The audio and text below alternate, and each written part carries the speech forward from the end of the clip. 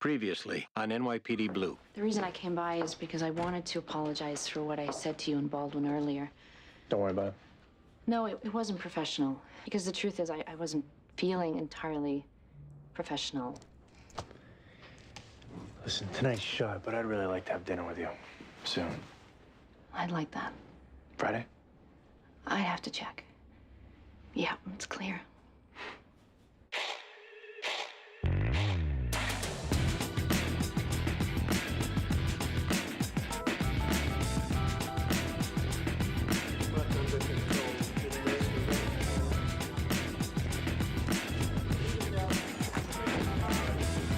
What we got? Looks like a pretty basic device. Enough to take out the car, but not much more than that. What are the chances of recovering anything we can trace? Not good. How much expertise you figure was required? Anyone with ordnance training in the military could have done it. There's also a dozen books available on the internet, take you through it step by step. Any ID? Yeah, his name is Brett Keenan. That's his daughter over there. Where was she when it happened? Pulling into the garage. She heard it.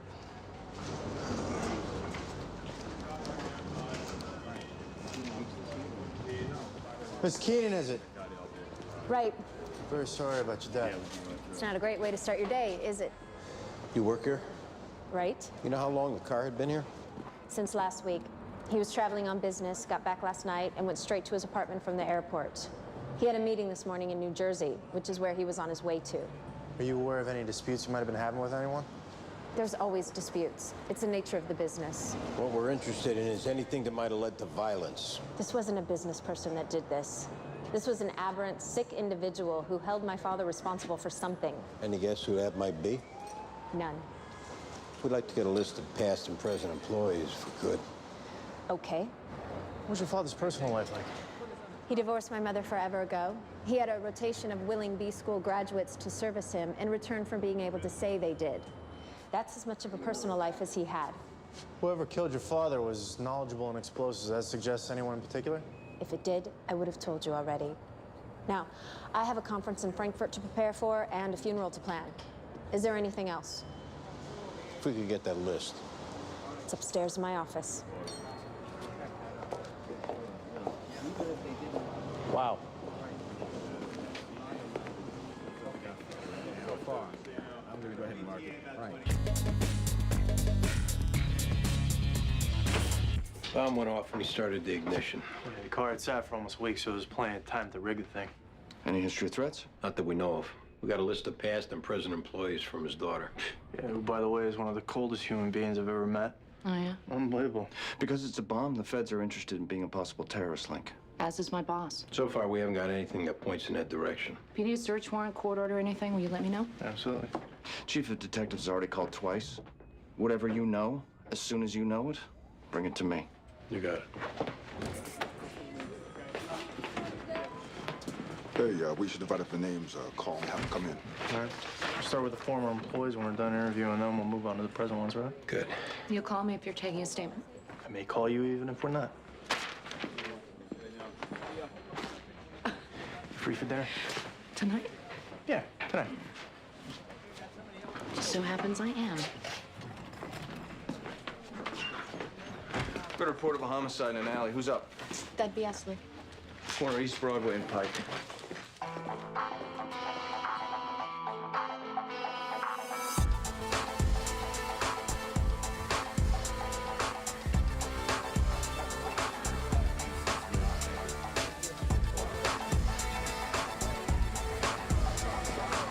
Eddie. Hey, what do you got? White male, looks like he's in his teens. Apparently beaten to death.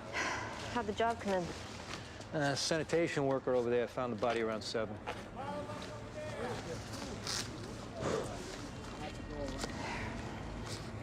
ID from the Coventry School. Garrett Tinsley, date of birth, June 11th, 1987. Makes him 17. Credit cards, looks like about $200 in cash. Still has his watch. Let's go talk to the garbage man.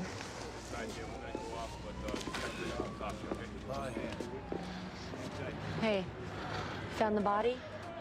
Yeah, What time? about 6:45. I see kids up here all the time smoking dope and whatnot. Ever see this one? I didn't look at his face.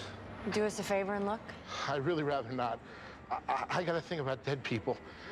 I think of the family. I can't stand it. Just see if you recognize him.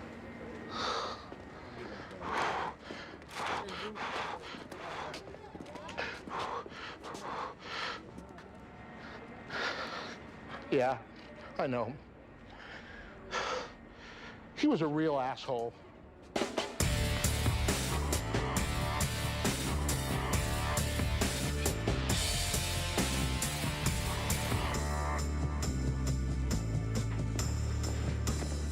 Hey, Al. Phil? Phil Beckett? That's me. Detective Medavoy. Why don't you come this way? Sure.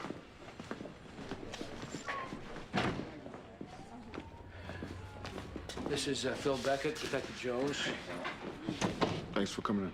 Yeah. This is about Brett Keenan. Why do you say that? I ran into him on Madison Avenue not 2 weeks ago. He swore we'd get together.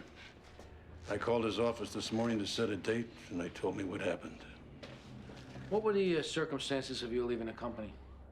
Well, the circumstances were that it was time. I mean, Brett offered me crazy money to stay, but if he taught me anything, he taught me that you have to be willing to take risks.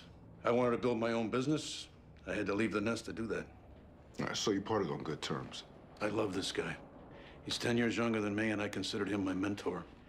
I just hope his daughter won't have to see his body all burnt up. I'm sure they'll do their best to spare her that. What was your position exactly? I was in cost accounting, personnel, long-term planning. Brett would send me in to put out fires, basically. I was his go-to guy. That's what he called me. Can you think of anyone Brett dealt with who had a knowledge of explosives? I'll tell you what comes to mind, and you can make of this what you will. He was down in Colombia last year to try to nail down the contract to provide cell phone service. Now, I know he had dealings with the government. I know that all kind of shenanigans go on down there, and I happen to know that he had a problem with his security service. You know what the problem was? I do not. Excuse me just a second. Yeah. Yeah, well, tell him to get the figures from Howard, keep on going with the report, and I'll find time for him by the end of the week. Call and tell him I'm running 10 to 15 minutes late. Yeah. Sorry. Yeah. So if we need information on any of these names, where do we reach you? All right, forget about these office numbers. Just call my cell phone. I'm reachable 24 hours a day. Thank you.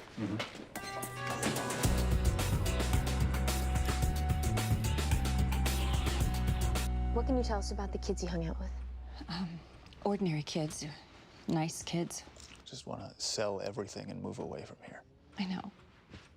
Did anything happen at school that you think might be related to this? He went to Coventry, for God's sake. Oh, my God. There's his backpack. He brought it home from school yesterday and left it there. Inez?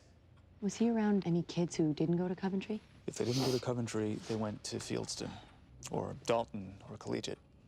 Was your son into drugs at all? Pot, like any other teenager. What a waste of a life. Would you know where he would have gotten pot from? Oh, for God's sakes, it's on every street corner. Is that what you're going to focus on, that he smoked pot? We're trying to figure out who killed him, sir. If we know it was a drug deal, that might lead us to them. Stop saying that. Garrett wasn't involved in drugs or drug deals or anything like that. Inez? Yes, sir. Could you take Garrett's backpack out of here, please? Garrett was a good kid, wasn't he, Inez? Yes. Inez knew him his whole life. We pay for her son to go to Coventry with Garrett. That's very generous of you. It was Garrett's idea. That's the kind of kid he was.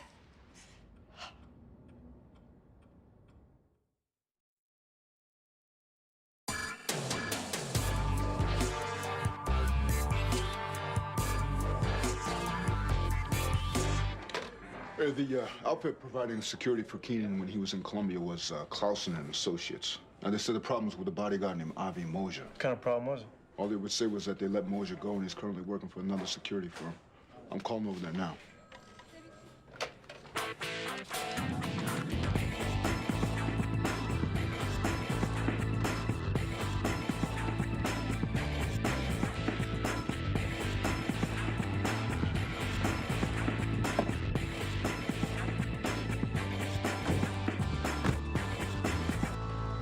Avi Moser.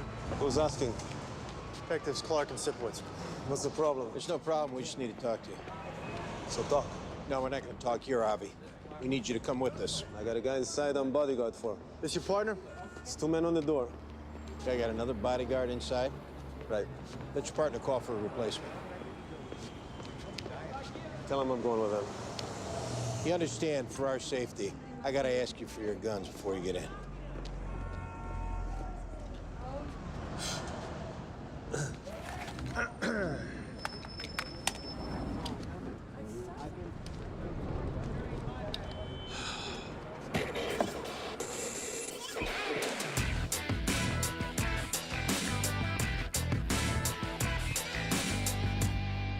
There's a lot of sadness here today. People crying, holding each other, trying to make sense out of what happened. What can you tell us about Garrett, Dr. Weaver? I didn't know him too well. His records indicate that while he wasn't an outstanding student, he did the work required of him. Never failed any courses. Any problems related to drugs? None that I know of. It should be noted that at Coventry, we have a zero-tolerance policy regarding drugs. What does that mean, exactly? First time you're caught, it's an automatic suspension. Second time, it's an automatic expulsion. Can you tell us anything about the crowd Garrett ran with? I think it's fair to say he was among the more popular, socially active students. With a fair amount of money. His family was always quite generous to the school. I assume to Garrett as well. Do you think it was possible that someone was shaking him down? Well, anything is possible. I would doubt, if that was the case, it was another Coventry student doing it. There are families here with a lot more money than the Tinsleys. Was Garrett ever in trouble for anything other than drugs? We make it a practice here to keep our student records confidential. You know that if necessary, we can get a court order. I don't think there is anything in his records that relates to this. Dr. Weaver, with all due respect, this might not be something you're in a position to know. What I am in a position to know is that families who entrust us with their children expect us to be discreet about what happens here. One of those families' child was just killed. I can promise you that discretion is low on the list of things they're currently expecting from us. That means if you force us to get a court order, we're going to comb through not only the records of Garrett Tinsley, but of every student that Garrett came into contact with. 6 months ago, Garrett and a female student were discovered in an empty classroom engaging in sexually inappropriate behavior.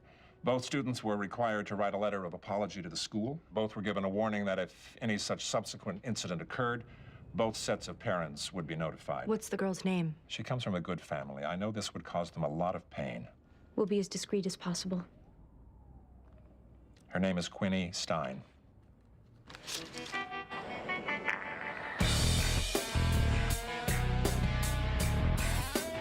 What happened, Avi? You and Brett Keenan didn't get along? In Bogota, you have bodyguard with you 24/7. Who knows, maybe concerned Israelis. That sound likely? Why not? I can't stand them and I am one. When's the last time you saw him? When I leave Bogota. No contact since then. No, why? Somebody threatened him? You think it's me? You were trained in the use of explosives when you were in the Israeli army, is that right? Right. So if you wanted to make a car explode when the driver turned on the ignition, you know how to do that. Hey, guys, I make good living. I have a beautiful American girlfriend and a condo in Fort Lee. Why I want to blow up cars for? Brett Keenan's dead, Avi. Somebody blew up his car. You think I do this? We know he got you fired.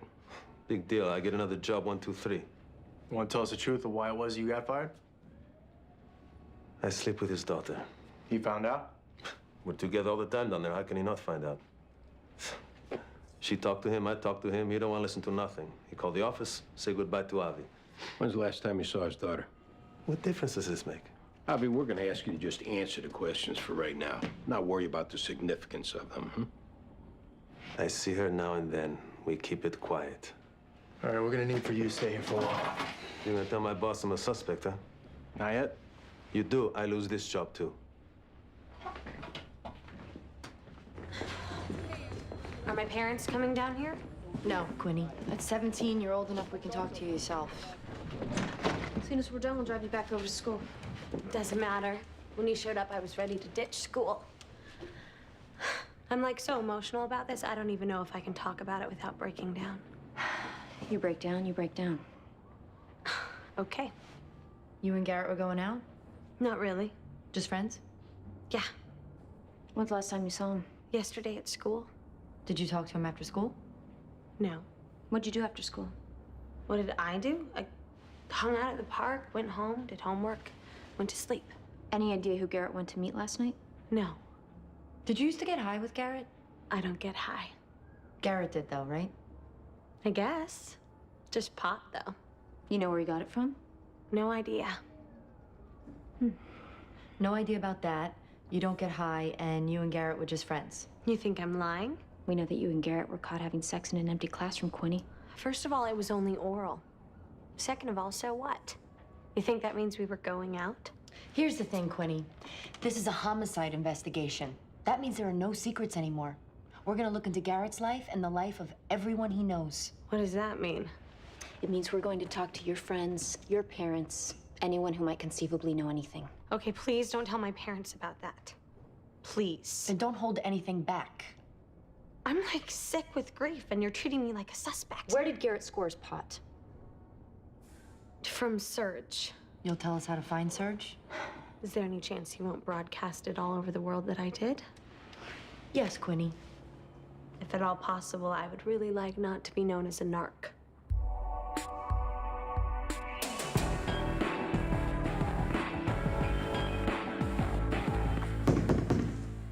Who's there?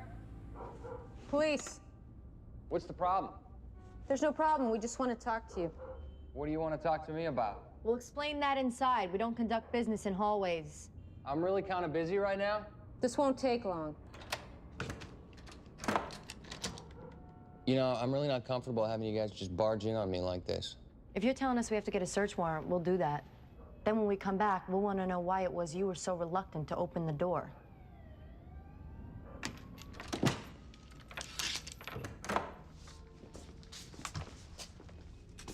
How do you know Garrett Tinsley, Serge?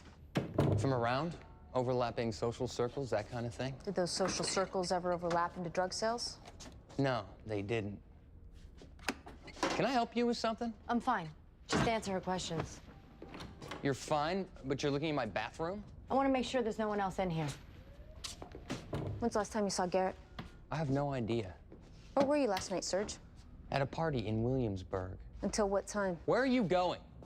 Thought I heard something. Hey, relax. I'm not gonna relax. She has no right to go in there. Look at this. The Brooklyn Botanical Gardens. Now we have a problem.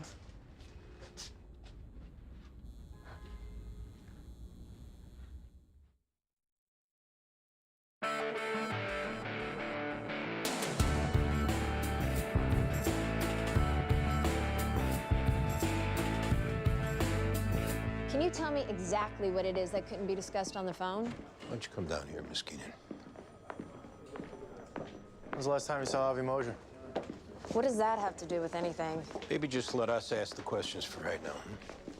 I don't know when the last time I saw him was. Since you've been back from Columbia? Yeah. Did your father know you were seeing him? I'm 27 years old. I don't clear it with my father, who I'm seeing. How did he find out you were seeing him in Columbia? He sensed it, he asked me about it, and I told him. In retrospect, I shouldn't have done that. Why would it represent a problem? Because it was a distraction.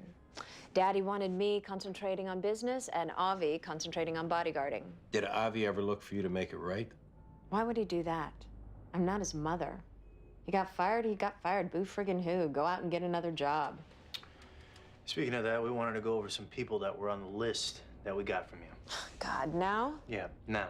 Well, I don't have time now. And where did you find out about Avi? We heard there was a problem with one of the bodyguards down in Columbia. Who even knew about that? A colleague of your father apparently knew. I know all my father's colleagues. I can't imagine any one of them paying attention to something as trivial as a bodyguard. Phil Beckett. I would hardly call Phil Beckett a colleague. What'd you call him? An idiot, a flunky. My father couldn't stand him. He worked there 11 years. Yet performing marginally at best. When my father decided to clear out the dead wood, he was one of the first to go. He said they parted on good terms. If you call being escorted out of the building by security good terms, then they did. Now, who else do you want to know about?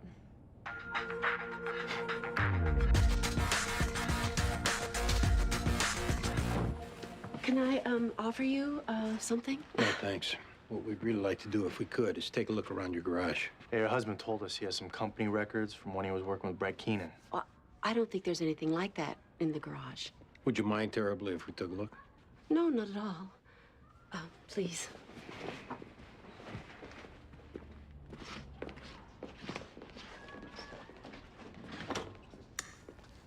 Where's your husband working currently, Mrs. Beckett? His office is over by Columbus Circle. It's his own company? Yes, it is. He very much wanted to be his own boss after he left working with, Brett. Well, we haven't been able to get in touch with him at any of the numbers that he gave us. Oh, well, you know, for some reason, he's had nothing but problems with the phones in that building. He's also not answering his cell phone. Well, maybe he had a meeting.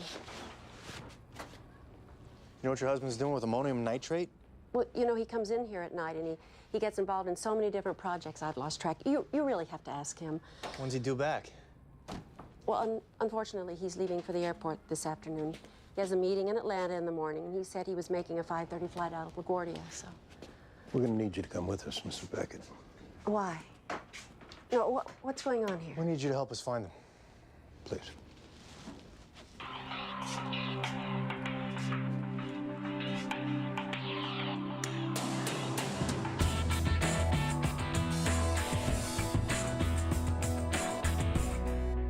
Everything I was growing was for medical purposes. What are you sick with? Chronic fatigue syndrome. That's for real. I also like to be able to provide it to other people who are sick. And maybe so they suffer a little less. Is that so wrong? You provide it free of charge? Compare my profit margin with the drug companies, I come off like Mother frickin' Teresa. All right? Did you provide pot to Garrett Tinsley? I have a confidential relationship with my customers. I do not divulge. You said you went to a party in Williamsburg last night. What time did you leave? I don't know, 10:30, 11. Where'd you go? I came back to the city. Where'd you go in the city? I went to Veselka, had a bowl of split pea soup, and I left Veselka. Stopped off at the Gem Spa. Bought a copy of Spin, The Nation, The Rob Report. Then I went home. Did you stay at home? Yes, I did. Is there anyone who can vouch for you staying home? I talked to some people on the phone, talked to some people online. What is this, the Inquisition? Garrett Tinsley was killed last night. Well, guys, I grow pot, all right? I don't do violence. Even when people don't pay me, I just let it go, you know? The thing is, since he was killed and you've been busted, you're in a position to help yourself. What are we talking about? You give us information that helps us find out who killed Garrett. We'll talk to the DA about going easy on you. Going easy. As in I walk. You're not in a position to negotiate here. There was enough weight in that farm you had going for you to spend your next 10 birthdays locked up. On the other hand, if you cooperate, we may be inclined to persuade the DA that there were some problems with the legality of the search. Up to you. All right. I fronted Garrett about 5 pounds a month. He'd break it up into quarter ounces and sell it. You have any partners? This kid Javier, who's his maid's son. I know he worked for him. Garrett kept what he needed on any given day in Javier's locker, because he was paranoid about getting busted. I hope that's gonna do it, guys. That's all I got. We'll let you know.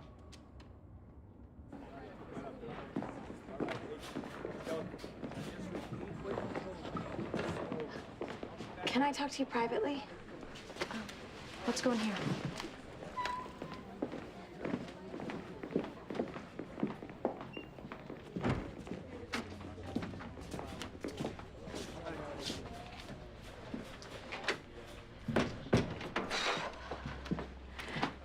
You said that if there were any secrets, you'd find them out.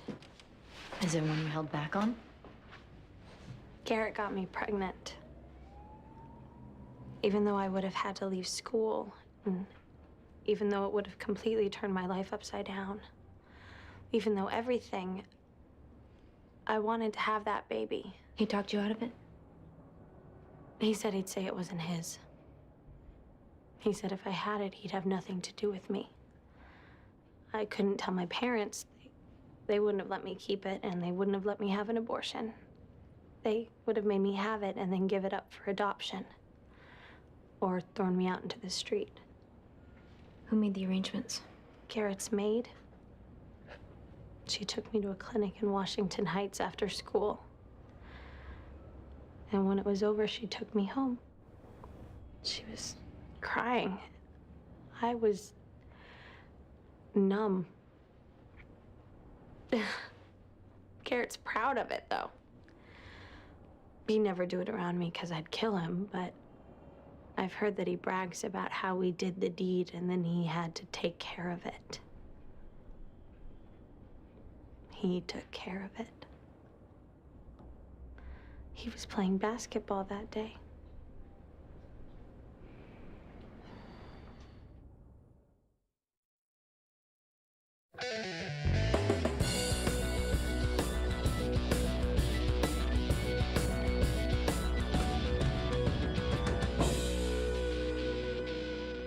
Mrs. Tinsley will be home in about 1 hour.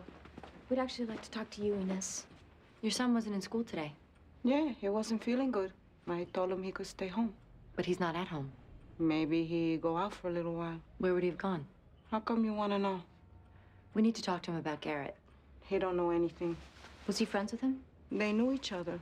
I don't think friends. Did Garrett ever get him into trouble? No.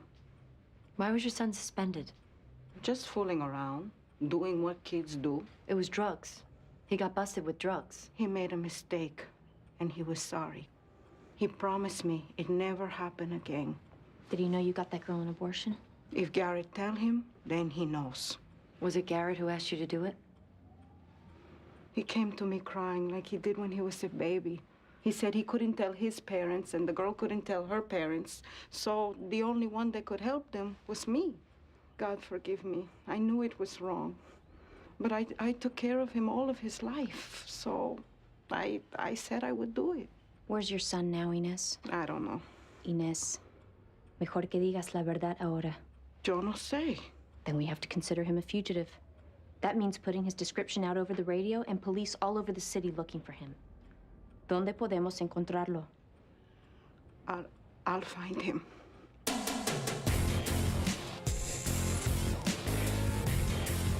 Whatever you found in that garage is gonna get thrown out because you didn't get a warrant. We had consent. When it's her husband standing trial, you don't think she's gonna deny that? We're getting the warrant. It's too late. You had any suspicion, you should have gotten it before you ever set foot in there. What, you know of a judge who would have signed a warrant on our mere suspicions? You got a DA who's been camped out here all day on this case. She would have drawn it up. She still got to get a judge to sign it. Before we went in that garage, we had nothing. Yeah, let's just hope we can find the guy. But what you better hope is that you get a confession. I told Francine that the most important thing now is that we speak to her husband directly. The thing is, he's got to be in Atlanta. Well, Atlanta might have to wait. Well, but he said he was meeting with the Coca-Cola people. Mrs. Beckett, we're very concerned that whoever killed Brett Keenan may be going after your husband next. Why would they do that? Your husband was Brett's go-to guy, right? Well, that's what he used to tell me. Yeah, so for that reason, we think he may be marked. Oh, my God. You have to help us find him. Well, why can't you just call him and tell him all that? We don't want to spook him. Sometimes people hear something like that and they do something foolish. They might get themselves killed. Well, what can I do?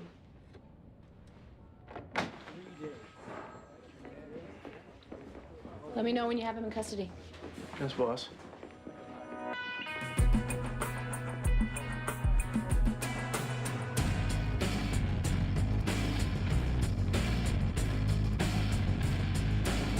If he sees the calls coming from your cell phone, chances are he'll pick up. What you have to do then is keep him on the phone long enough for us to get a location on him. But what do I say? Just say what you normally say.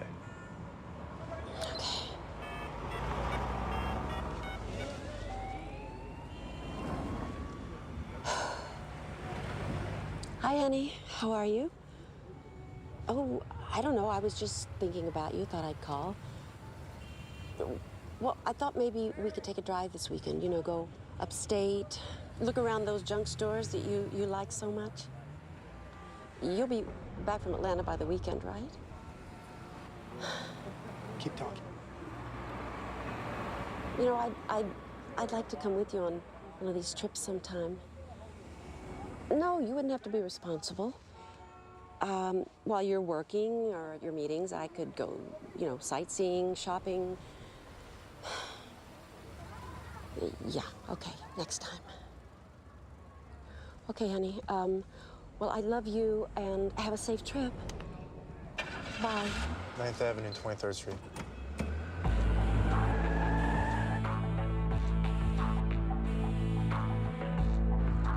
He should be right here. You see him anywhere? No. You got him on the move? No, according to the technician, he's standing still. He's standing still and he's right here. Where is he? Oh my God. You see him? Yeah, he's right there. We're in the cab? Yeah.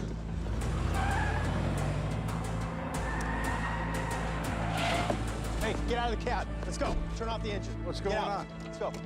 Come on, get out of the cab. Going for a ride. Put your hands in the car. What did you tell them? They said you were in danger. Don't go involving other people in my affairs, Francine. I'm sorry. Why are you driving a cab? All right, come on. Come on, Francis. I'll see you at the house. Yeah. Come on, put your head down.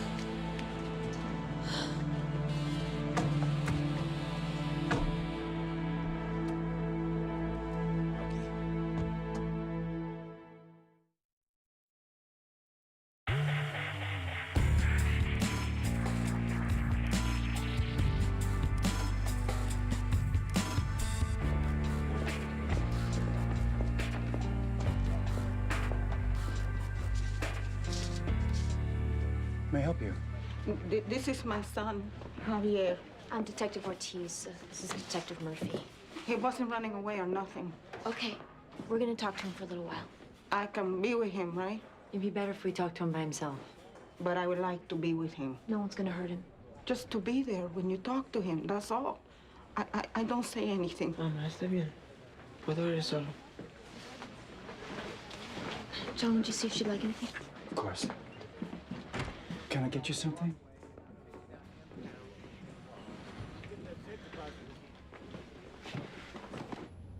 Where were you last night, Javier? Home. Didn't go out? I went out to get something to eat, and after that, I was home. Mom with you? She was at work. How come you got suspended from school? I got caught with some weed. Whose was it? Mom? You weren't holding for anybody? Hell no. You were holding for Garrett, Javier. We know this. Now what happened? You didn't want to hold for him anymore? Why do you think I was holding it for him? If I hold it for my own self. We think you were holding it for him because he asked you to. I ain't no retard. I ain't gonna do something stupid just because somebody asked me to. We don't think that. We think you wanted to get a good education and make your mother proud of you. The first time you got caught, it meant you got suspended. If you got caught again, you would have gotten kicked out. But Garrett figured he had the right to ask since his parents were paying for you to go there. You guys got it all twisted up, man. What did he say when you told him you didn't want to hold for him anymore? Nothing. I don't think it was nothing. It was nothing. I don't think spreading it around that your mom arranged that girl's abortion was nothing.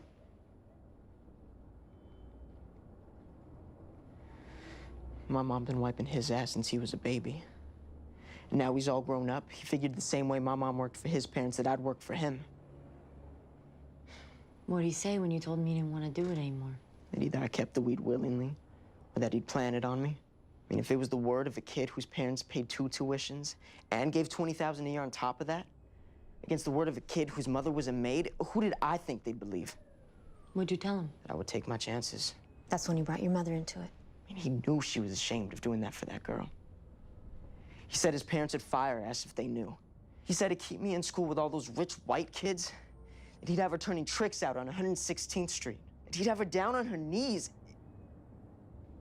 Is that when you hit him, Javier? She raised him, you know? More than his own parents did. She raised me and she raised him, and one of us had to stand up for her.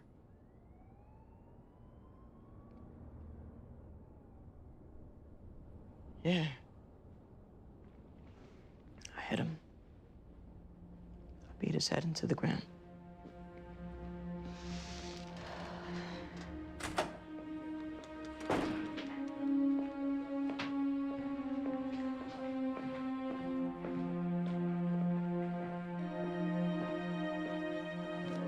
Where is he? He's gonna have to stay here for a while. What did he do? It was him who killed Garrett, Inez. You don't need to spend a lot of money on a lawyer.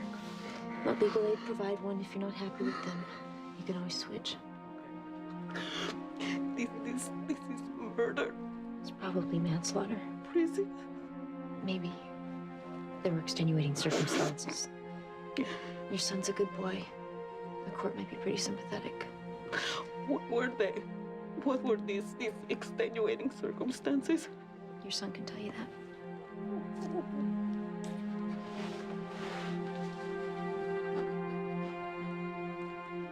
If you were starting your own company, Phil, why were you driving a cab? You're driving a taxi cab, where does that put you? Out on the street. Lets you pick up on trends, lets you talk to a broad cross-section of people. Brett Keenan fired you. Where'd you hear that? He fired you, he had you escorted out of the building. I don't know where you're getting your information from, but... That's enough, Phil. You kept it going as long as you could, but it's over now. I want to know who told you that I was fired. We talked to his daughter. Oh. There's an unimpeachable source for you. We confirmed it with security personnel. Someone who woke up on third base thought she'd hit a triple. You don't have a company, you don't have an office. I proved the naysayers wrong before. I'll prove them wrong again. Phil, we've been in your garage. We know you made the bomb. I don't know that you had the right to go into my garage. Your wife let us in. We've now got a search warrant. We've already found explosive chemicals. We're gonna find diagrams. That part is over. What you want to do now, Phil, is to be truthful and try to cut the best deal you can with the DA. Make this as easy as possible on your wife. She thinks I'm terrific, you know that? She thinks whatever I set my mind to, I can do. She's a good wife. Sends me off to work with a hearty breakfast under my belt and a Wall Street Journal under my arm. She never knew what was waiting for me when I got to the office. She never knew the way that he made me feel. Like I was stupid, incompetent. When did you decide to do something about it? I worked for him 11 years. I accepted that this is the way he was. Deliver excellence on demand, first time, every time. No pats on the back, no margin for error. He decides to make changes and I don't fit in. That's okay. What wasn't okay?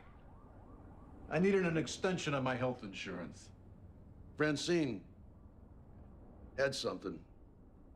Women's problems. I went to him with it. He was barely listening.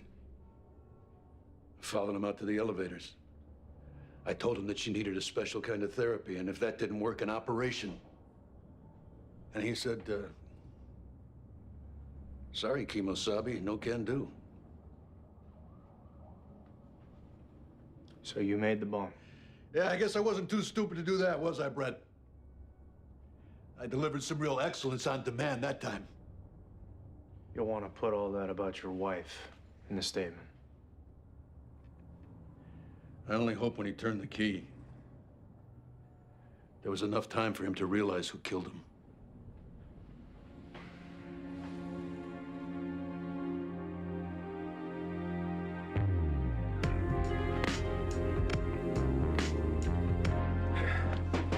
Full confession. Ties to Al-Qaeda? Either that or a pissed off ex-employee. DA taking a statement? She's in there with him now. Good work. How long you figure till she's done with the statement? I'll take care of booking him. You sure? Yeah. Good night. Yeah, night, boss. I'll see you, Jan. Take care. Night, Detective. Night.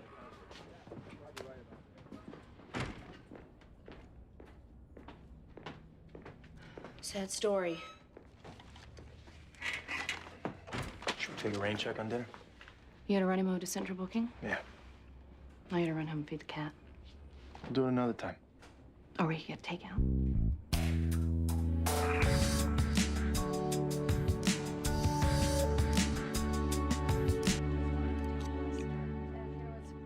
My father keeps an apartment in the same building as the guy that got blown up in the car. Oh, yeah? Yeah. Corner of 71st and Park. Wait a minute, he keeps an apartment? Well, most of the time he's either in Oldwick or down in Florida. Not bad.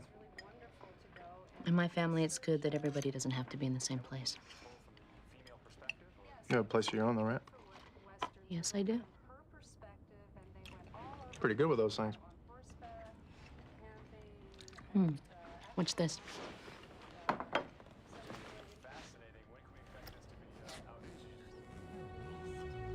Hello.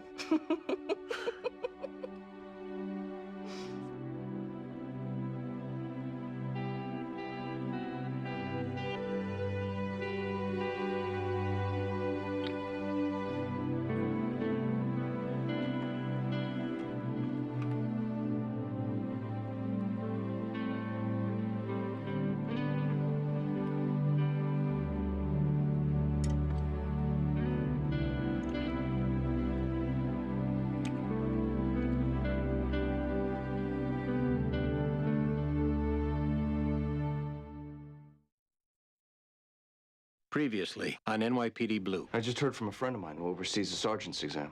You passed. You're kidding. You ready to be a boss? I don't know. I guess you'll find that out. Pretty good with those things. What's this?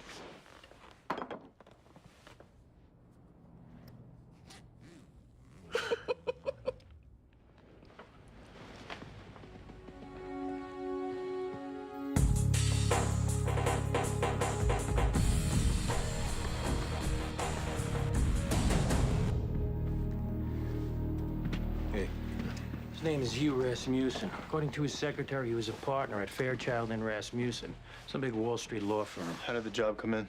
Secretary, she found him. Name is Judith Howe. She got here around 8:30. This guy was still working at his age? She says he was retired, but kept her on so she'd come over every day to see what he needed. Doesn't look like he's got any bruises. She said the pillow was over his face when she walked in. Where's she? Out in the living room.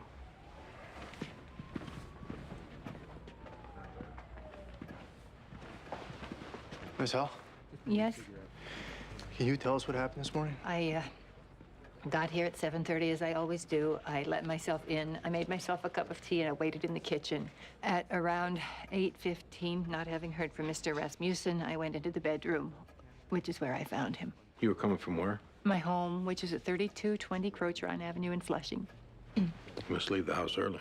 Around 6:15. How do you get to work?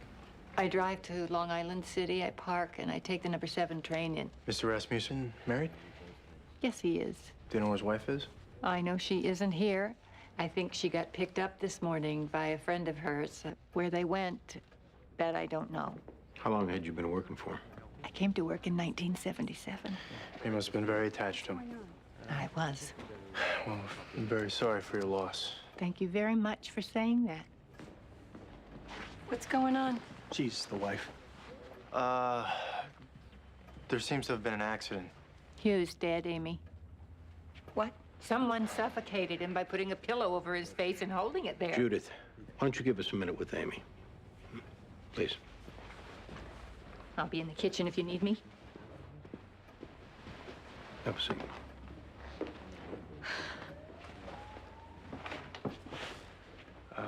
We know this is a difficult time and it's a big shock, but we have a couple questions for you.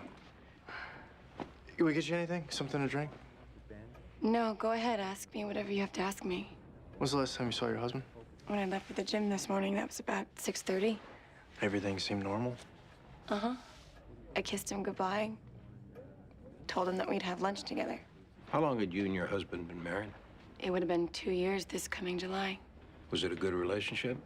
Are you asking that because of the difference in age? It's a pretty extreme difference. Right. And people look at Hugh like he's a dirty old man and me like I'm a gold digger, and everyone with their judgments and their opinions can just go straight to hell. Where is he? In the bedroom. I want to see him. You might not want to put yourself through He's that. my husband, and I want to see him.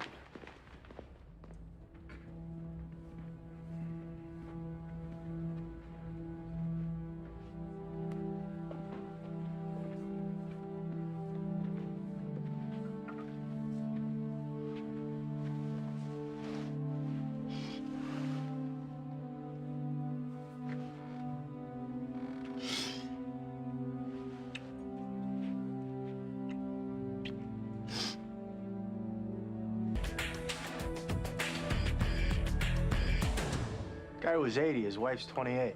Looks like he was suffocated. Any history of domestic violence? None that we're seeing so far. It's a 52-year difference between them. Guy had ties older than her. Anyway, we dumped the phone. We got his lawyer coming in to give us details of their financial arrangement. What's her background? She's hot. That's her background?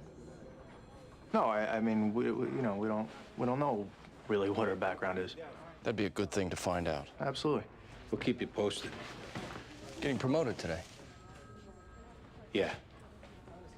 Sergeant Sipowicz. Congratulations.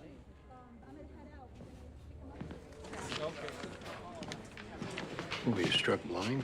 What? You got a press for the ceremony?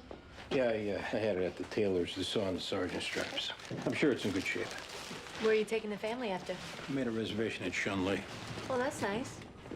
We got a DOA, possible homicide at senior citizens home. Who's up? Oh, that's me. You and Metaboy respond. 625 East 23rd Street.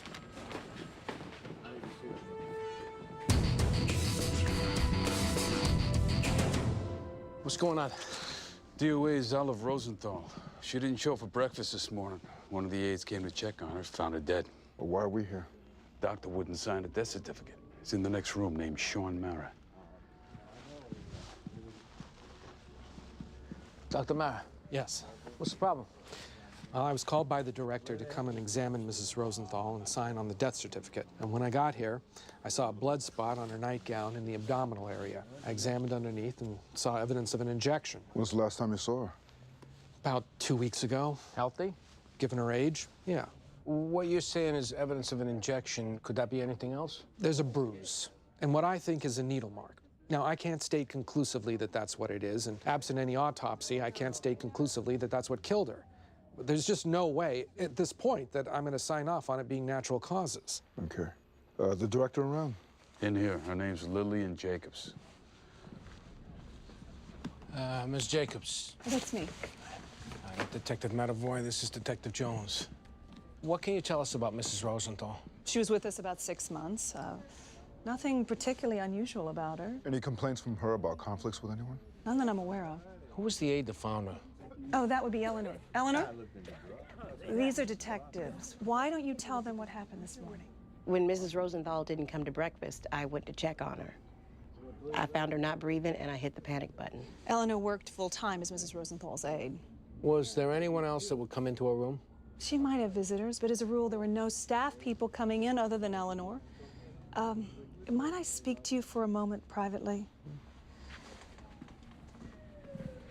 Because this kind of thing can be very upsetting for the other residents, I would ask that you didn't speak to them about it. Well, that might be unavoidable. Why is that? Well, in order to investigate a homicide, we have to talk to the people who knew the victim. Well, number one, you don't know that this is a homicide. And number two, how much information do you think you're going to get from these people? Well, we won't know that until we talk to them.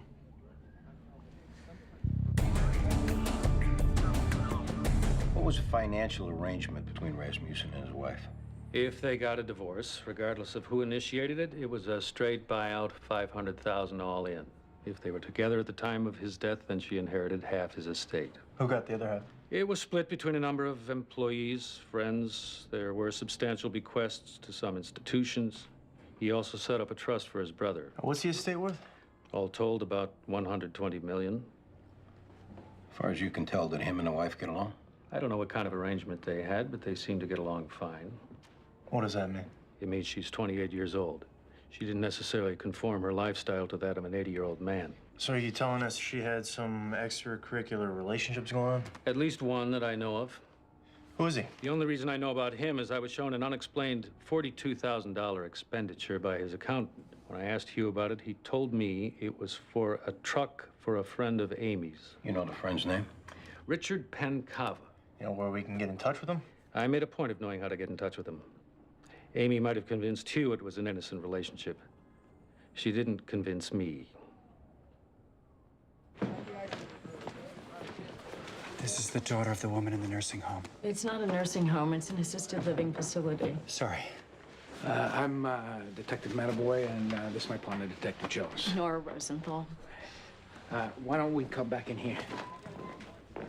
You'll have to forgive me. I got the news about my mother 2 hours ago, and I'm holding it together, but just barely. It's very tough to lose a mother. I lost mine a number of years ago, and I can still get choked up thinking about it. Where do we stand with the investigation? We're waiting for the toxicology panelists to come back from the medical examiner's office. In the meantime, we're looking at who might have had access to her room. It's conclusive she was injected with something. Based on a preliminary examination, yeah. Okay. Here's who your investigation should focus on. Her name is Eleanor Jackson. She lives, I believe, on Gun Hill Road in the Bronx. As soon as I get to the office, I'll call with the exact address. The Eleanor Jackson who found your mother this morning? Pretended to find her. What makes you suspect her? I hired her so that my mother would have someone with her at all times. And what I was seeing more and more of was that she was asserting her own will in ways that were inappropriate. Like how? Rearranging furniture, dispensing opinions on things that didn't concern her. Doesn't sound like much. But it wasn't what she was paid to do. It's a long way from that to committing murder. I also believe she was stealing. The last time I was there, I noticed things missing. When was that? About a month ago. I'm quite sure if you search her apartment, you'll find whatever's missing. Well, at present, we have no right to search her apartment. Let's see if I can't help you with that. Ms. Rosenthal, there's something called probable cause, which you have to show in order to get a search warrant. I am a New York State Supreme Court judge detective. I know full well what is required to get a search warrant. We'll definitely look at Eleanor Jackson, I want an arrest made. assuming the facts warrant it. I'll expect to hear from you by the end of the day.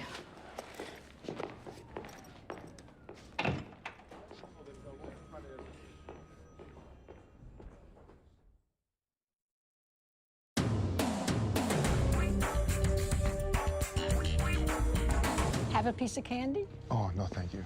Your friend want? Oh, thank you. I'm fine. What can you tell us about your friend, Olive? Well, she got here about 6 months ago. A little shy at first. And you became friends with her? I understood what she was going through. You know, it's not so easy. You see nice surroundings, very expensive, and then you wonder, what's the problem? Well, believe you me, there are plenty of problems. And until you get old, you don't know. Eleanor Jackson was her aide. Is that right? Yeah, she broke her hip last year, and her daughter wanted someone to be with her. I mean, to tell you the truth, she didn't need anybody. But to make her daughter feel better, she had her. Well, they get along, she and Olive? What's not to get along? Come in. You have company. Yes, I have company. All right. You don't have to speak to me so sharp. I'm mad at you, Enid. So be mad at me. Why are you mad at her? That's between us. You had a tiff? You know, you're very condescending. I'm asking you why you're mad at her in case it relates to Olive's death in some way. Well, I'm mad at her because she didn't understand why I was so upset this morning. Well, wasn't she upset? Apparently not.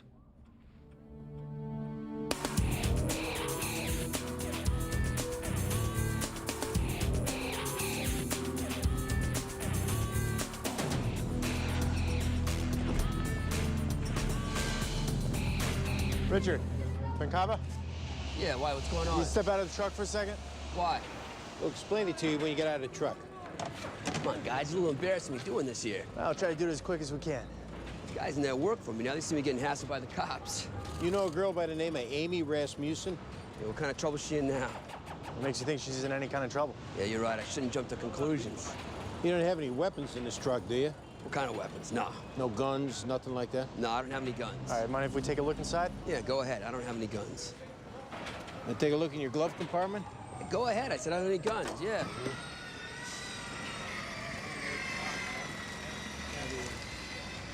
How come this bill's like this? Like what? Rolled up. I don't know. Richard, you got anything else in there you're not supposed to have? I thought you said you're looking for guns. What's this? I don't know what that is. Come on. I think I know what that is. Put your hands on the truck. Come on. Man.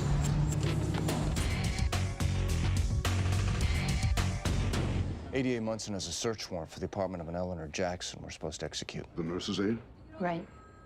And how'd you get a judge to sign that? DOA's daughter is Judge Rosenthal. If I had to guess, I'd say it was a matter of professional courtesy. You know, when I think of what I've had and not been able to get a search warrant. Well, you didn't have a judge in your hip pocket. If you don't come up with anything, chalk it up to servicing a victim's family member. I have an inventory and a description of the items missing. We'll let you know we're fine.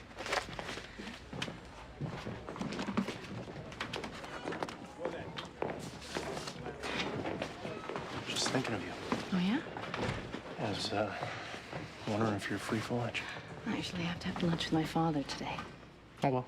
Wait a minute, why don't you come? No, Oh, thanks. if you're there, it'll be tolerable. Otherwise, it's going to be another career day counseling session. Your father doesn't want me along. He won't mind, and I will be really grateful. Where are we doing this? I'll give you a call. Okay.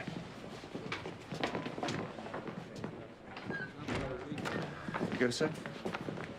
Yeah, John, take me through. You want me to start without you? I'll be right there. What are you looking to do following the promotion? Hadn't really thought about it. You want to be retained here in the 15th? On patrol? Yeah. I wouldn't mind that for the time being, anyway. I'll make a call, see what I can do. Sit down. Swear to God, I have no idea how that cocaine got in that truck. You can square it with God on your own time. As far as we're concerned, you're looking at a B felony. No way I can catch a break on that? Depends. What was your relationship with Amy Rasmussen? We're friends, why? When's the last time you saw her?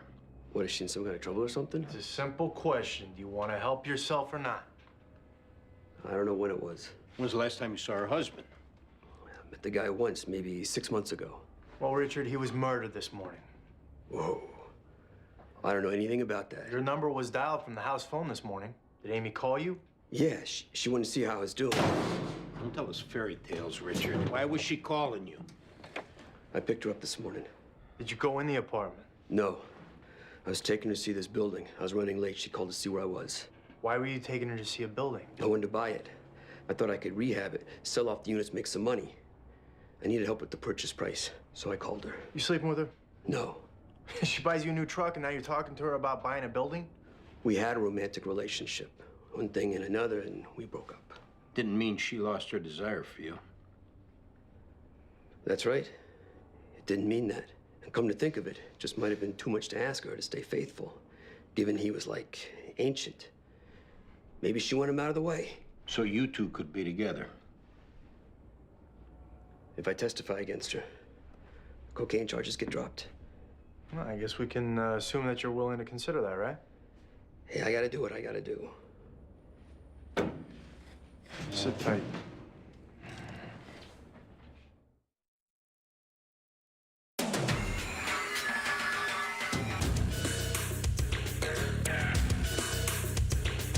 What do you want to tell us about the things we found in your apartment? Mrs. Rosenthal gave them to me. Well, her daughter wasn't aware she'd done that. All kinds of things her daughter's not aware of. She didn't pay her mother a visit but once a month. Well, she ever asked you where her mother's things were? I don't remember whether she did or she didn't. I think you do remember, and I think she did. What did you tell her, Eleanor? I told her I didn't know nothing about it. Well, if her mother gave you permission to take them, then why wouldn't you have said that? Because I didn't want her taking them back. Well, you can explain all that to a judge, Eleanor, but I gotta tell you, chances are you're looking at a burglary prosecution. Probably don't help me knowing the daughter's a judge herself. No, it doesn't. She gave me the picture frame. She gave me the candlesticks. She gave me the silver bowl because she said she had no use for it. I took the bracelet. I shouldn't have. I know I shouldn't have. But I was looking at it one day, feeling bad because her daughter had just yelled at me on the phone. And since Olive never wore it, I figured I was taking it from her daughter. That don't make it right, but that's why I did it. And you were afraid of getting caught. Is that why you injected her with a drug, Eleanor? You think I did that? You had the opportunity to do it, you had a reason to do it. I cared for that woman. Look, you're a nurse's aide making $7.15 an hour. That don't make me wicked. Nobody's saying it does. Only a wicked soul would hurt that woman. Now, I may not be perfect, sir, but my soul is not wicked.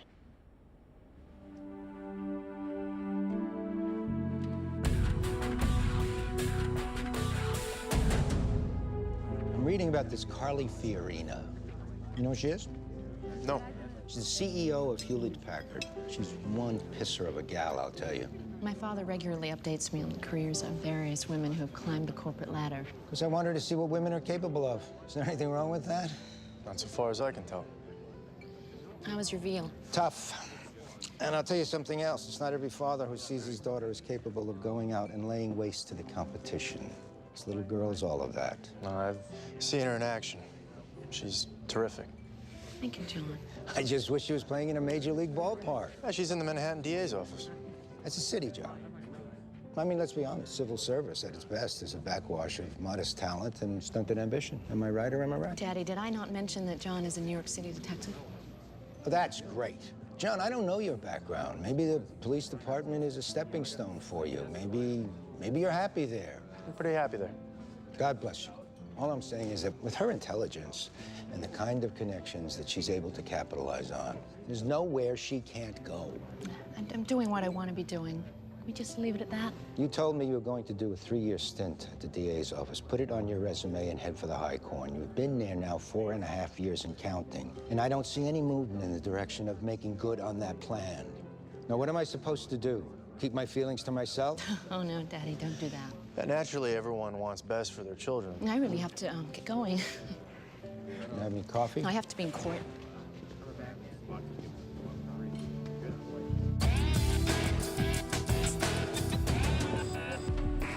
These are the toxicology reports from your DOA. They found a mixture of sodium pentobarbital and Delanton. Is that what killed her? Yeah.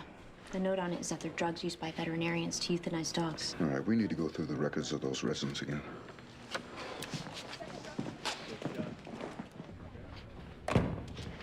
Where'd you go this morning, Amy? I went to the gym. How'd you get there? Cab? So if I told you were seen getting into a pickup truck driven by an ex-boyfriend of yours, that'd be wrong? Okay, look, I did get into a pickup truck driven by a former boyfriend. But when I came back to the apartment, I couldn't say that because Judith was sitting there and I couldn't say it in front of her. And why was that? Because she hates me as it is, and I don't like to give her ammunition to go after me with. I lied right now because I lied before. So. You started seeing this guy? No, I did not. All right, Amy, we talked to Richard. We know about the truck. We know about the building. The truck, I felt like I owed him. Based on what? There was a time when I needed help, and he was there for me. At least at first. He got in touch with me a few months ago. He was broke. He said that if he had a truck, he could start making a living again. I talked to Hugh, and I told him that there was nothing going on between us because nothing was going on between us. He bought him the truck. Was he gonna buy him the building? No. And I wasn't gonna ask him to. Why were you going to see it? Just to go. I was trying to be a good friend, trying to be encouraging. Maybe it was an accident with the pillow? You think I killed Hugh? I think maybe a part of you wanted him out of the way. No part of me wanted that. You're 28 years old, your husband was 80. You stood to make $500,000 if you divorced him and $60 million if he died. That's a boatload of temptation staring you in the face, kid. How dare you? Have I spoken out of turn? You don't know the first thing about me. Fill us in. I was run out on by my father. I was turned out by my stepfather. When I met Hugh, I had been abused by every man and woman I had ever been involved with. I was a strung-out call girl, and when a friend of his paid me to go over to his apartment, I took one look at that place, and the only thing I could think about was how I was gonna rob him. Why didn't you? Because I liked him. The first few times I was with him, he didn't want to have sex. He just wanted to talk, watch TV. He would read to me from these books. Oliver Wendell Holmes, Ralph Waldo Emerson, E.B. White. I didn't know who they were. Half the time I didn't know what they were talking about, but he would try and explain it to me. He eventually put me in rehab and got me healthy. And I fell in love with him. I don't really care if you believe me or not, because the way I feel right now, I don't care what you do to me. But how dare you say that I was tempted by money? If I could still have him with me, I wouldn't trade it in for all the money in the world.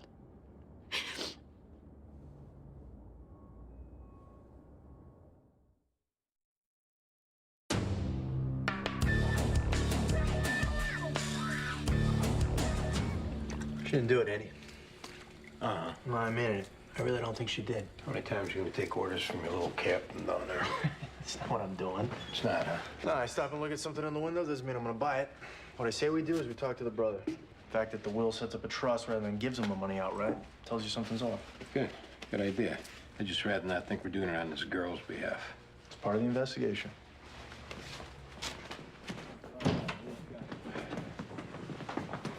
Mr. Munson. Someplace we can talk? I'll be right back.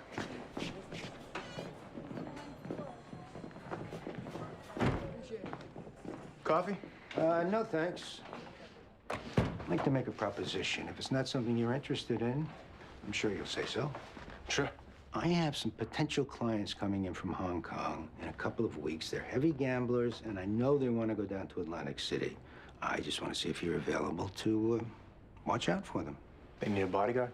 I don't know that they need one. It makes them feel important to have one. Well, it depends on what's going on here at work, you know, how much time's required. You give me as much or as little time as you want. I just want to tell you that I pay $1,000 a day, and the need for this comes up with some regularity. I'm definitely interested.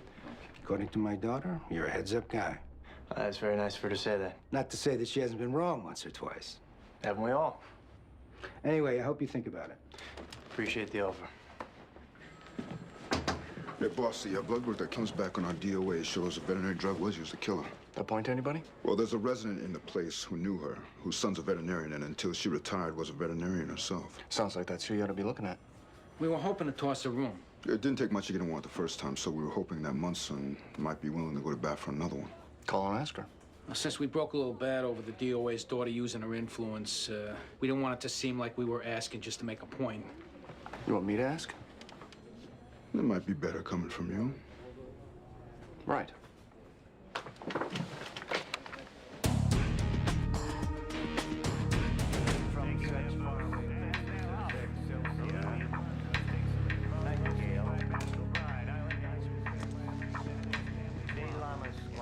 Jerry Rasmussen? Yeah. Detectives, got a couple questions for you. About what? Somebody seems to think you were involved in an accident. What kind of accident? Just talk to us for a second so we can straighten it out. Huh? Can I get a bet down on the 4-horse? Sure. Yeah, he ran at Wildmouth a while back, and he came out of nowhere, got boxed in, and now he's going off at 6-1. He's running from the outside. Where were you this morning, Jerry? I was at my job. Which is what? I sell advertising at a radio station. When's the last time you saw your brother? Christmas. Why? What happened to my brother? Your brother's dead, Jerry. Hey, let's go. Hey, why don't you take it easy, pal? Why don't we go over here so we can talk? What kind of relationship do you have with them? I don't know. It had its problems. Like what? He tried to put me through school, and that didn't work out. And then he tried to get me started in different business ventures. They didn't work out. Probably thought I was a dope. Can't say he's wrong, but through it all, I always knew that if I ever needed him, he'd be there. Hey, Jerry, what can you tell us about your brother's wife? Oh, some people don't like her, but I do. Who doesn't like her? My brother's secretary didn't, but she didn't like me much either. Why didn't she like her? I think she was hoping that when my brother's first wife died, that she'd be next in line. Oh, what makes you say that? That was the only time she was friendly with me. After the funeral, back at the house, she had a whole different personality. Asking me what I was doing and joking around with me. I think she was trying to show my brother that she could be the lady of the house and take care of all the family obligations for him. How long after that did Amy come on the scene? Less than a year. You know if your brother was at any time romantically involved with Judith? I doubt it. Why is that? She worked for him. My brother gave me a lecture one time. He said, don't mix business and personal. That was way back when he was trying to tell me how to be a success. Thanks, Jerry. We'll let you know if we need anything. Still got 2 minutes before the race. Yeah, that's all right. I'm just gonna go home.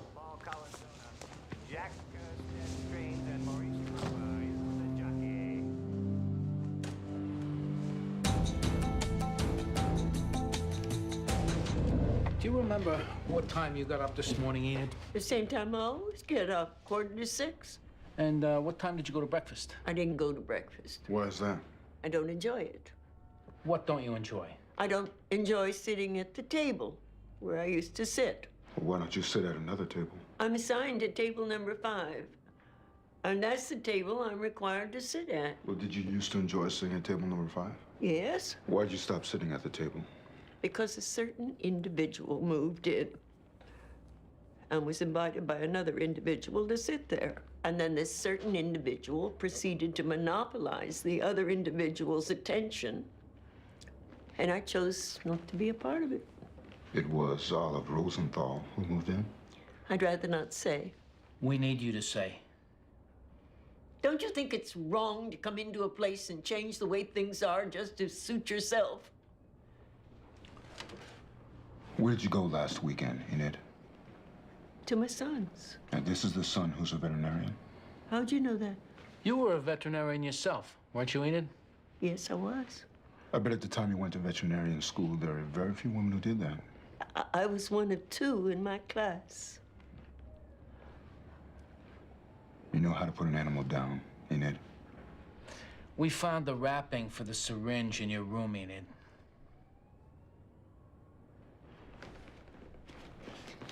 She was such a needy thing.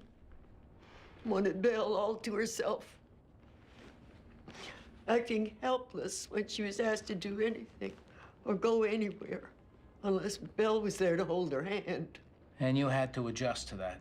When I was 77 years old, I gave up my veterinary practice, and I adjusted to that. And then I went to work part-time for another veterinarian until I was 81, when I had to retire, and I adjusted to that too. I moved in here when I was 83, having given up the home I'd lived in for more than 50 years. It wasn't easy. But with Belle as my friend, I finally adjusted to that too. I don't think it's right that I'm forced to adjust again. I've adjusted enough. You wanted things the way they were. I can't have things the way they were. Isn't that the damnedest thing? I put that silly old woman down. And now Belle won't even talk to me.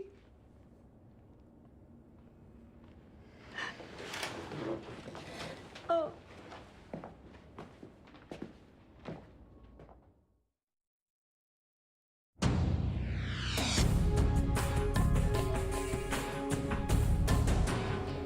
Yeah, thanks. I appreciate it. That was Chief of Personnel's office. I'm being retained on patrol here at the 15th. Fantastic. Yeah. All right, thanks. Andy, that was a parking lot in Long Island City. I think we need to talk to the old man's secretary again.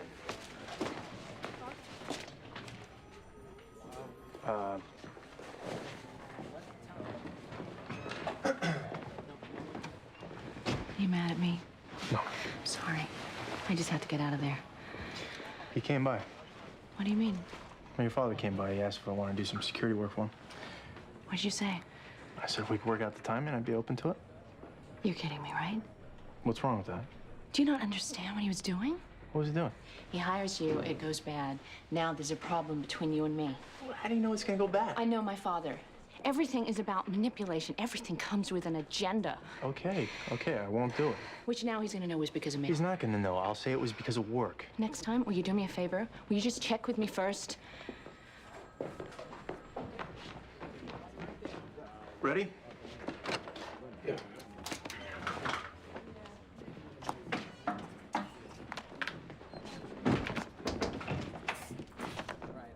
What happened? She went for it. This is this Enid woman? Right.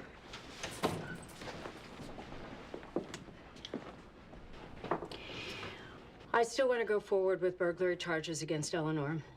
You sure? What do you mean, am I sure? She stole. I think this was mostly a crime of opportunity. Does that excuse it? Puts it in perspective anyway. It does nothing of the kind. My mother was vulnerable, and she took advantage of that. She took care of your mother. Are you saying I didn't? No, you needed help, and you got Eleanor to help you. We talked to her, Judge, and I don't think there's any doubt in either of our minds that she did her best to make your mother comfortable, to keep her company. So just let her go then, right? It's up to you.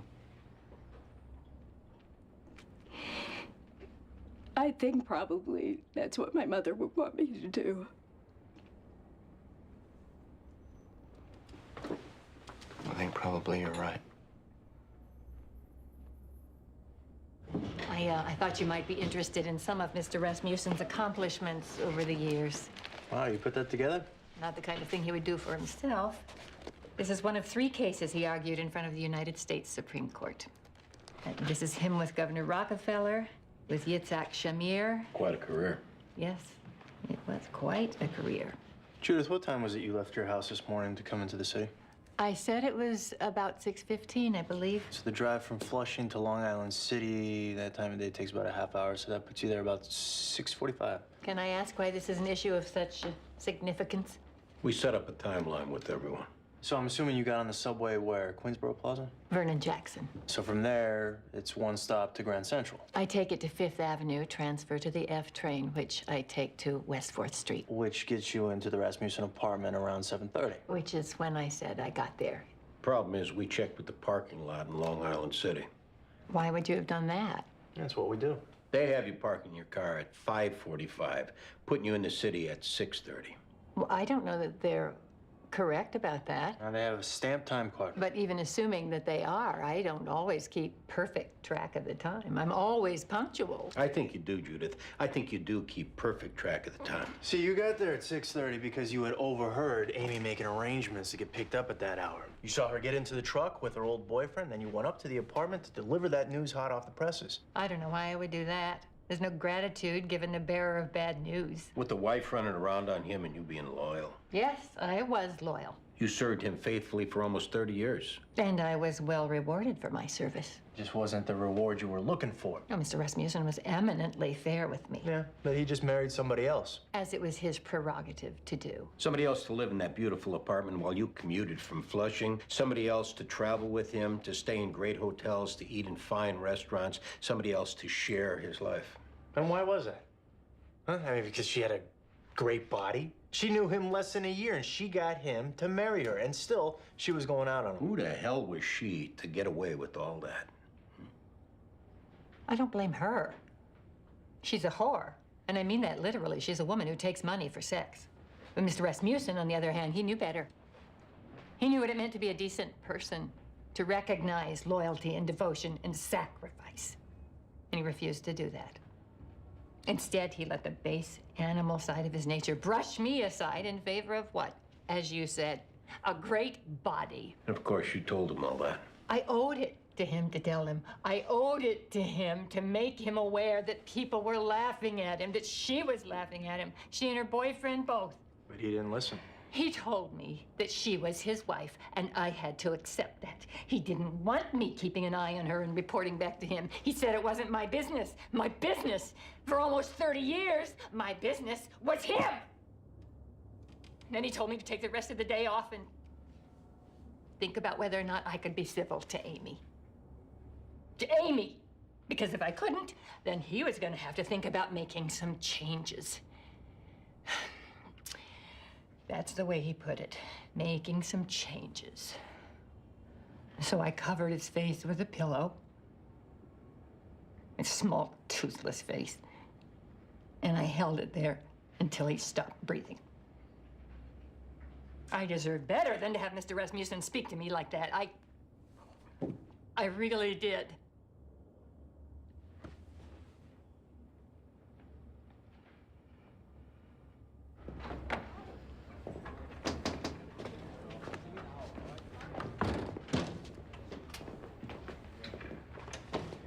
It was Judith who killed your husband. I guess I should have seen that coming. Amy, so you know, your friend Richard was arrested with a small amount of coke in his truck. He was ready to testify against you if there was a deal to be made. That also doesn't much surprise me. And you got a lot of money now. Money of your own. You'll probably want to stay away from people looking to hustle you. Are there any other kind? Yeah, I guess Hugh was one, right? there'll be others. Give it some time. I've never done too well being on my own.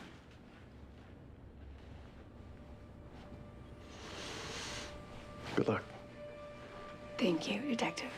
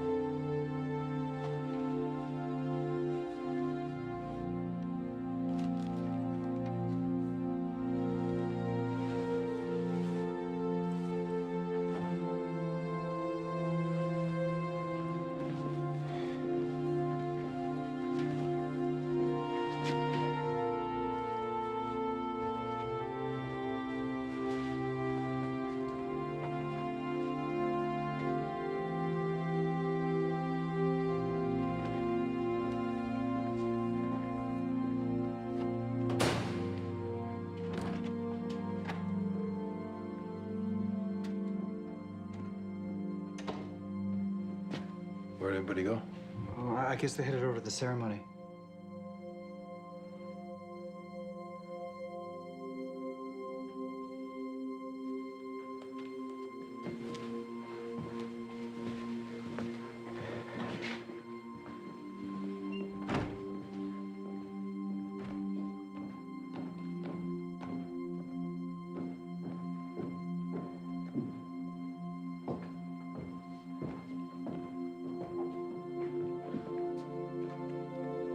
Present!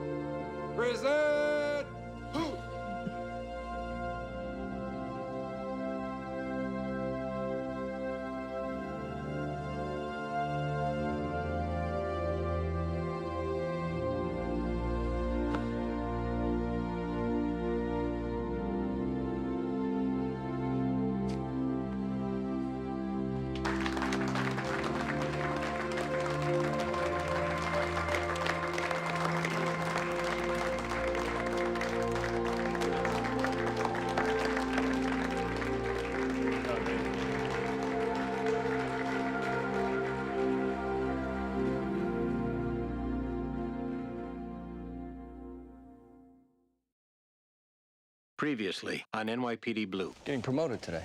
Yeah. Sergeant Sipowicz. You closed the deal. It was a fluke. I mean, if I started doing this for real, it'd be different. What about doing it for real?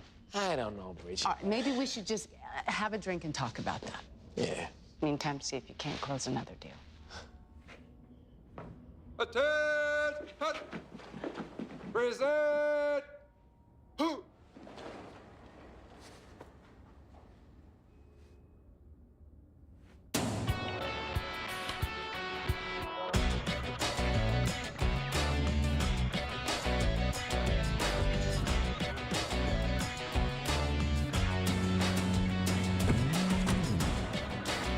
All right, step aside, homicide.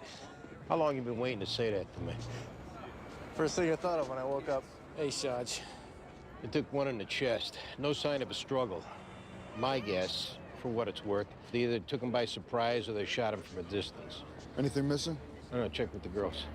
All right, make sure your men secure the crime scene. Is that gonna be the last one today, or you got a few more saved up?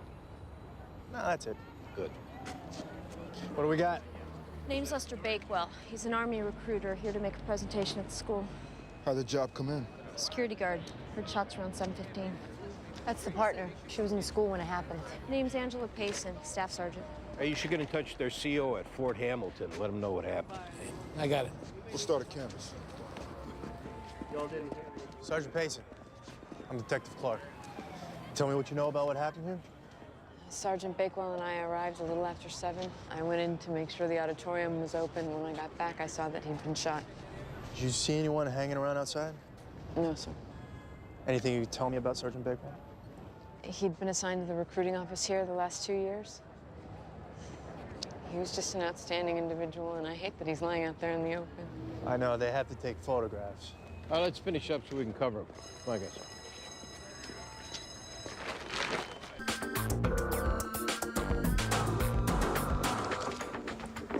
I'd like to speak to someone about my uncle who's missing. How long has he been missing? 4 days. Detective Jones will talk to you. Yeah, right this way.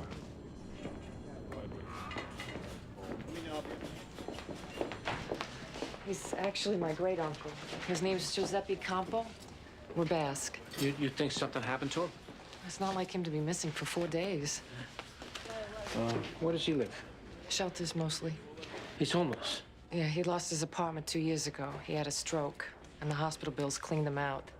I begged him to stay with me. He won't. Is there any one particular part of town he stays in? No, he doesn't tell me. He meets me at Veniero's every morning. I buy him an espresso and a roll. I give him clothes if he'll take them. I make sure his Metro card has money on it. Is there someone else he might have gone to see? No, I'm all the family he's got in this country. Any reason someone would want to hurt him? Oh, he's just a sweet old man. This is him. I bought him that Knicks hat and scarf for Christmas. Believe it or not, he's a basketball fan. We can check the hospitals to see if he's been treated in an emergency room. There's no guarantee we're gonna find him. Well, you'll try, right? Right. Detective John Clark, Warrant Officer Stephen Nutting, Army CID. How you doing? Good, thanks. He's handling the investigation for them. So, what does it look like? Too soon to tell. Could have been an aborted robbery. Somebody looking to steal audio-visual equipment. Could have found it without a soldier standing guard. No, it could have been a spur-of-the-moment thing. The perp got spooked. Yeah, that hour of the morning is pretty deserted. I wouldn't get my hopes up for witnesses. Family's been notified? They're down in Georgia. A chaplain and a field grade officer have been sent out from Fort Benning. We're looking into the DOA's background? There's a good friend of his that he served with. Works for the MTA. We're meeting with him later. The dean of students of the school's inside. We'll ask him if there's any students we ought to be looking at. Why don't you set Steve up at Sipowicz's desk? Sure.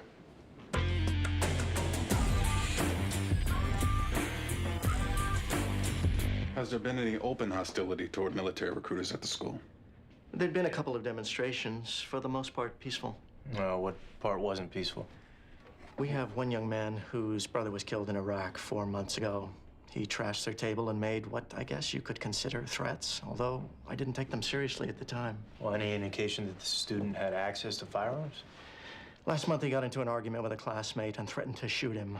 We suspended him for 2 weeks. When I spoke to the father, he told me that they did have a gun in their apartment. A rifle, I think he said. Paul had shot it many times, according to him. Said he got a merit badge in marksmanship from the Boy Scouts. What's this boy's full name, Mr. Dixon? Paul Corbelli. And I hope to God he had nothing to do with this.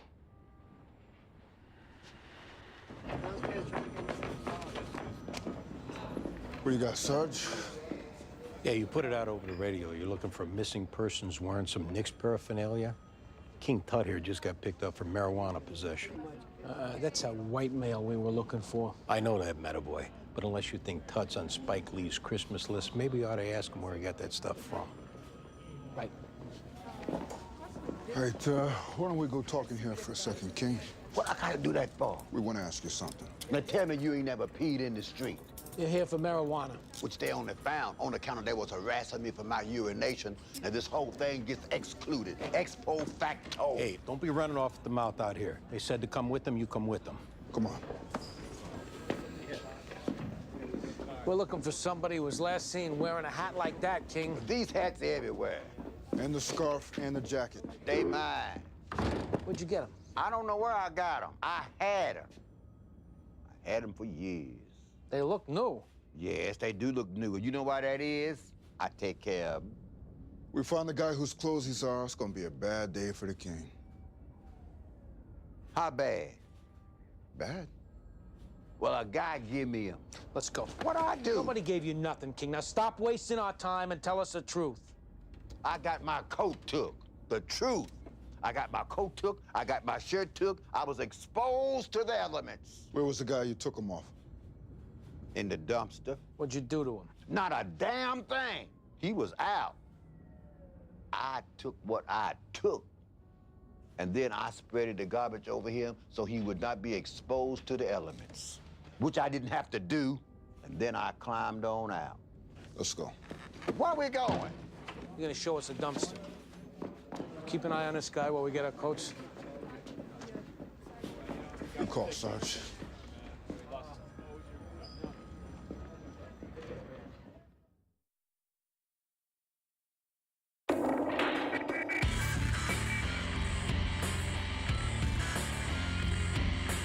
Where were you around 7 o'clock this morning, Paul? Home. Anyone there with you? My father already left for work. My mother's dead, so no. We know about your brother, Paul. Uh-huh. It's tough to lose someone that close. Last month, you threatened to shoot another student at your school. No, it's just talk. Well, we checked. We know your father has a hunting rifle registered in his name. Yeah, I brought it to school in my backpack. Are you being sarcastic? Because, see, that tells me that you're not taking this seriously. Where's the gun now, Paul? I have no idea. This was an American soldier murdered on American soil. Okay. Do you blame the Army for your brother's death? I blame a lot of people. Well, we know you demonstrated to keep the recruiters out of the school. How do you know that? You take my picture? You were observed, behaving in a threatening manner towards those recruiters. I thought we had free speech in this country. Isn't that what my brother got killed defending? When was the last time you were out of this country, Paul? What's that got to do with anything? I think maybe we need to familiarize him with some of the other interrogation techniques we have available to us. Like what? Stand up. Just tell us when the last time was that you were out of the country. Last summer. Where did you go? Spain and Morocco. Where did you go in Morocco? Marrakesh. Who did you meet there? Nobody. Who paid for the trip? It was a package tour. I paid for part of it. My grandma paid for part of it. You're lying. I'm not. Stand up. I'm not lying. You're gonna keep standing until you tell us the truth. I'm telling you the truth. We're gonna get a hold of your father's gun. We're gonna know if it was fired today. Do you have any idea what we're gonna do to you when we find out that you were lying? I'm not lying. You hated those recruiters, didn't you? Didn't you? They got my brother to enlist. My brother got killed. How do you think I feel? Did you shoot the recruiter, Paul? No, sir. Oh, you're gonna stay on your feet a long time, son. Can I talk to you outside for a second, Steve? You don't want me to catch you sitting down while we're gone.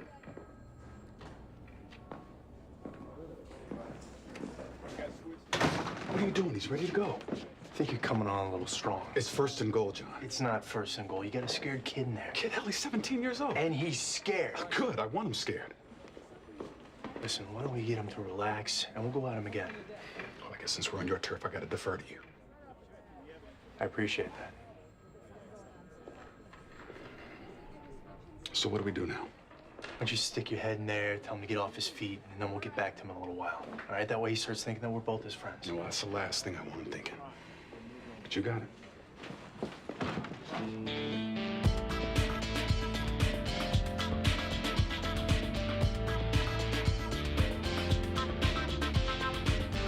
Emergency services got a jumper on the Brooklyn Bridge. They're gonna be a while. So we gotta search this thing ourselves. I don't want to go in there. You know, I'll go in. I just wish I had a change of clothes back at the house. Oh, so having a change of clothes at the house brings it around to me. Did I say that? All right. Yeah.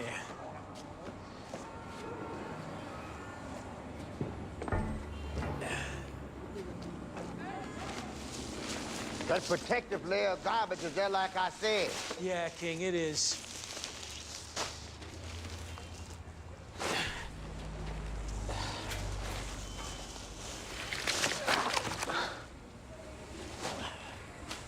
Just what I wanted to do when I grew up.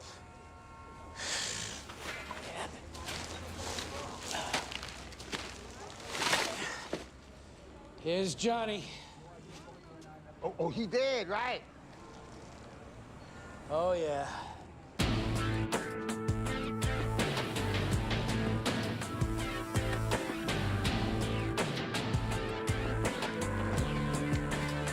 I don't know if I've mentioned this to you before, but I think you look great in a uniform. Thanks, John. Got a copy of the 61 in the shooting. How come you're bringing it up? First officer's busy. I thought I'd take care of it. What? Nothing wrong with wanting to visit, Andy. Any motive on this shooting?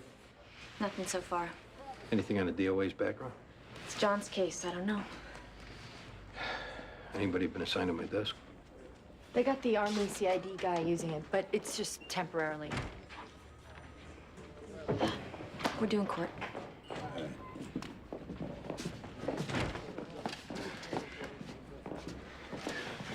What are you doing here? What happened to you? Hey, I'll take him up to anti-crime. Should have aired himself off. He knew he had trim waiting for him. Shut your mouth. What'd you find, Meadoway? Guy took the hat off his DOA. King Tut look good for it?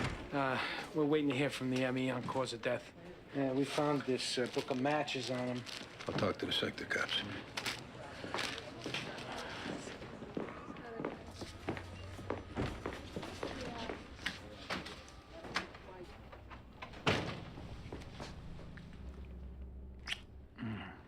You do stink. I had to go in the dumpster.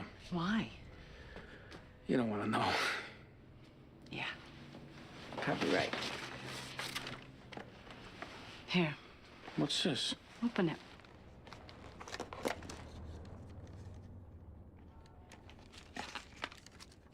Wow.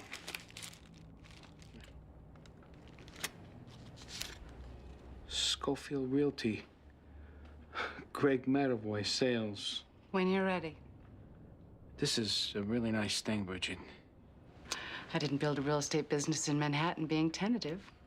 No one would ever accuse you of that. Anyway, give me a call.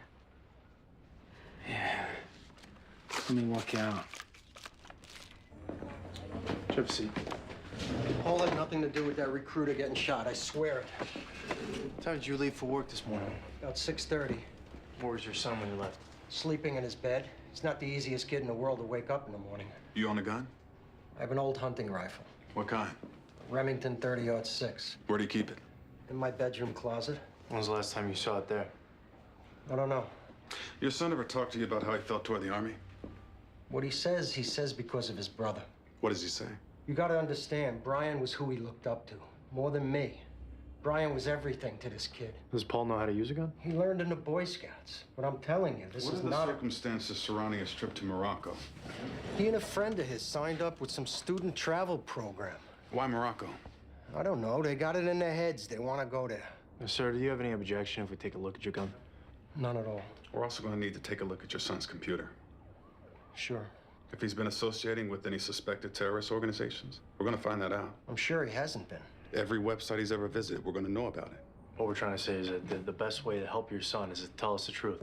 I'm telling you the truth. It is possible, sir, that your son could be concealing some things from you. I raised my boys to love their country, and I got one who died for it. And there ain't a day that goes by when me and his brother don't think of him. Still love my country, though. Does your son? Even if he don't, he would never cause another family to go through what we've been through.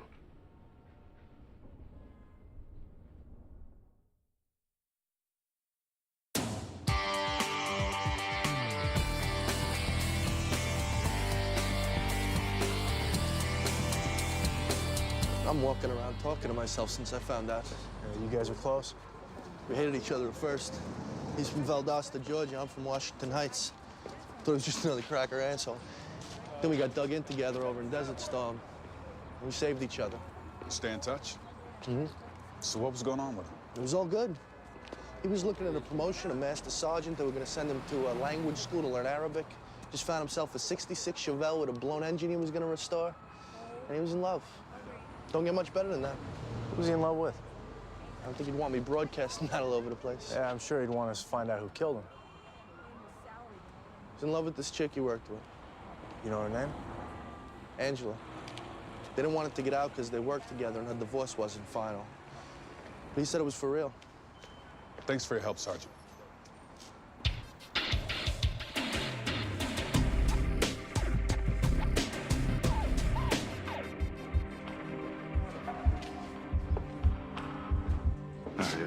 Why don't we go back in here? Please have a seat.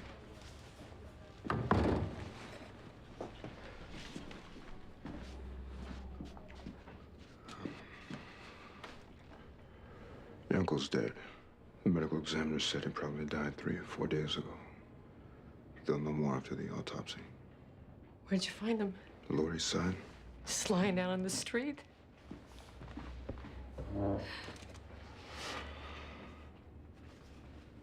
He was in a dumpster. Sorry. Did somebody kill him? It's possible. We won't know until we hear back from the medical examiner. This is what I was afraid was going to happen to him. There's a matchbook from a restaurant, Zazo. Is that someplace your uncle would have gone? No. He was in a dumpster behind there. How did you find him? Well, we got lucky. Somebody was picked up wearing that Knicks hat that you gave him. Did he kill him? We're not sure anyone killed him. I mean, what did he have on him? A comb? A crucifix? A few dollars and a Metro card? We'll let you know when we hear something. Do you need a ride anywhere? I think I'm just going to take a walk.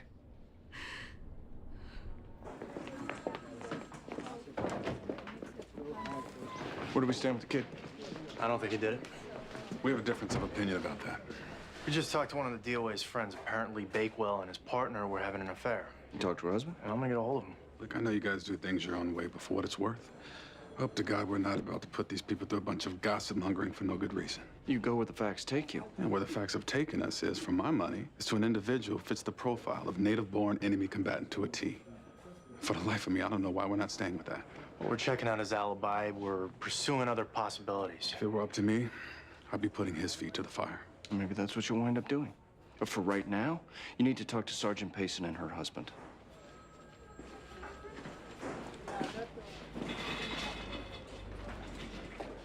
That's it. Yeah? All right. Thanks. Boy, I talked to the guys who have the sector that restaurant's in. They responded to a discount complaint last week involving the manager and a street guy who matched the description of your DOA. We're just on our way over there. There you go. There's a footman calling for a supervisor. He's got one under at 13th and 3rd. I'm on my way. Hey, how you doing? I'm all right. Somebody call you to come in? Yeah, I'm supposed to talk to Detective Clark. Upstairs to the left. Thanks. Can you think of anyone who might have had a grudge against Sergeant Bakewell? No, You know if he owed anyone any money, if he was a gambler? Neither of those things. What was the nature of your relationship to him? We worked together. We were friends. That's it. I don't understand why you're asking me this. We received information that the two of you were having an affair. How is that relevant? May not be. It just helps us if we have all the information in front of us so that we know what we're dealing with. Les and I were seeing each other. We didn't plan on it. We didn't want it to happen, but it did. Why didn't you say anything about that before? I don't think it's relevant. Does your husband know? My husband and I have been separated for 8 months. Our divorce will be final this June. Does he know? Yes, When did he find out? about a year ago. He suspected something was going on, and I didn't deny it. I begged him to forgive me. I stopped seeing Les. I put in for a transfer. I tried to be a perfect wife, but I wasn't one. Not to Carl. I told him he could have everything. I was filing for divorce. How did he react? He was sad. I was sad. We've both been doing our best to be civil to each other and get on with our lives. Is your husband in the service? Retired. Where does he live? Comac. We're gonna need his phone number. Tell him I'm okay.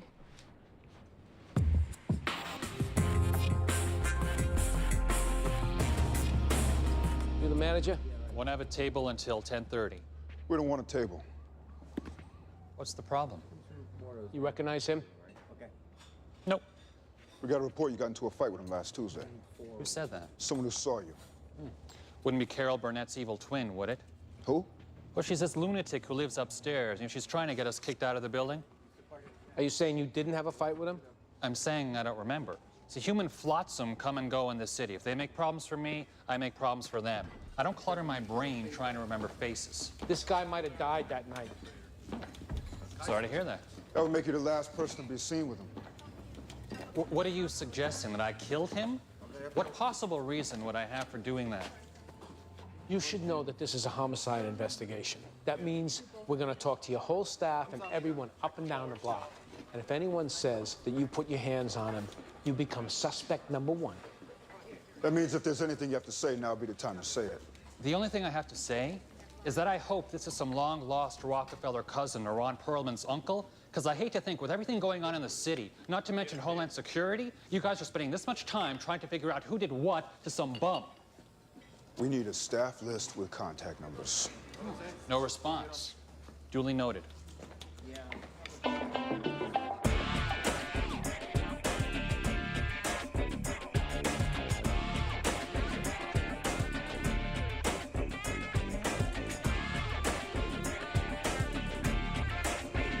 What do you got? I'm about to write this guy up for being double parked. When he comes out of the building, he starts in on me. I give him his warning. I told him he was getting out of line. When he wouldn't stop, I put the cuffs on. When I get my turn? I'll be right with you. He put his hands on you? I think it was headed in that direction. But it hadn't happened. No. All right, what's your story? I work for the medical lab. I come here every day to pick up the blood samples from the doctor's offices. It takes me 30 seconds. I walk in, I grab the box, and I walk out. What'd you say to the officer? I said, I'm trying to make a living. That's it? I tried to show the man respect when I first came out. I told him, I got over 30 stops to make. There's no place to park. I don't leave my car but for a minute. But he don't listen. He say, it's too late. That's when I got mad. All right, step back here a second. Come here. Is that true, what he said? Pretty much. What do you want to do here? What do you mean? I mean, do you want to create a situation? This is a working man. He's not sticking nobody up. You're going to cost him 2 days' wages with that ticket, and then when he gets mad, you're going to collar him? What should I have done? You see him go inside the building, you wait. If he's in there for a while, then you write him up. If he comes right back out again, you talk to him. What do I say? Tell him you're trying to keep traffic moving. If he's a right guy, you be a right guy. And about how long do I wait while he's in the building? 5 minutes. Yeah, sorry. It's the kind of thing you get a feel for after a while. What do I do now? Give me a summons. Now go over there, take the cuffs off, tell them they have a nice day. Yes.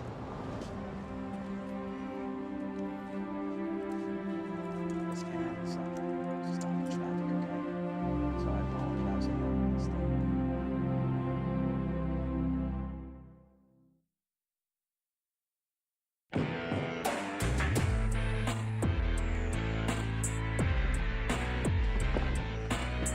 So I understand you're retired from the military? Yeah, Army. What rank did you retire? Light Colonel. You heard what happened this morning. I did. Did you know Sergeant Bakewell? Yeah. How did you know? No way to say it but to say it. He and my soon-to-be ex-wife were seeing each other. Now, we have to ask you this, but where were you between 7 and 8 this morning? I worked for the Nassau County Department of Emergency Management. From about 7:30 on, I was observing a preparedness drill at St. Catherine's Hospital in Rockville Center. And there's people who can vouch for that. Sure. It's just for the report. I understand. How's Angela doing? She's doing okay. I'm awful sorry this has happened. When was the last time you saw Sergeant Bakewell? I ran into him at Angela's when I was dropping some things off. That would have been about a month ago. How was that? Well, we conducted ourselves like gentlemen. How are you and your wife handling the divorce? And we've had our moments. Probably both said some things we've regretted, but once you come to the conclusion that the marriage is really over, you make your peace with it. You're gonna need the names of those people from the hospital. I'm gonna have to call you from my office. I just met them today. Not a problem. You the hostess at Zazo? Mm-hmm. Were you working nights last week? I was. Do you recall any incidents? Like what? Like any altercations outside the restaurant? This is about our fearless manager? Was he in an altercation? Constantly. Are you gonna tell him I said that? No, not if you don't want us to. Do you recognize this guy? Yeah, I do. Is he one of the people that your fearless manager was in an altercation with? That's not where I recognize him from. I've seen him hanging around the kitchen. I think he was friends with Nestor. Who's that? He cleans up from midnight to 6. What can you tell us about him? Well, I know he's been in prison. And I know he doesn't like it when someone moves his mop or mop bucket or anything, because I've seen him go stark raving nuts the next day. Do you know what his relationship is with this guy? No idea. We appreciate your help. Oh, anytime. Andy, you got a minute? Move it. Yeah, sure. The Army guy I'm working with likes his high school kid. Who do you like? I don't know. DOA was banging his partner, who was married to this ex-military guy she was in the process of divorcing. You talked to him? Yeah. He said all the right things. The only thing that was bothering me was they've been separated 9 months. He's still wearing his wedding ring. May or may not be significant. Significant. May or may not mean he committed murder. When his kid lost his brother in Iraq, he knows how to shoot. He shows some antisocial tendencies. You know, I can't exclude him. What's the DOA's partner giving you? She admitted to having the affair after we got it from somebody else. I mean, past that, nothing. I'd go at her again. With what? Make her think you're about to collar this high school kid, see what that price was. Ain't the same working the case without you. Tell your partner what you're doing. Don't sandbag him. Let him think you're listening to him the same as you want him listening to you. Hey, you sure this ain't just for today you working down here? Go on, get out of here.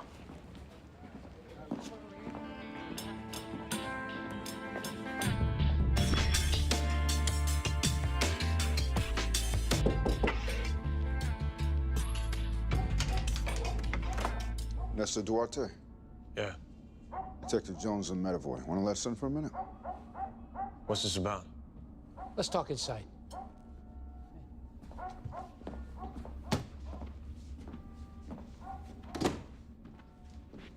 You know this guy?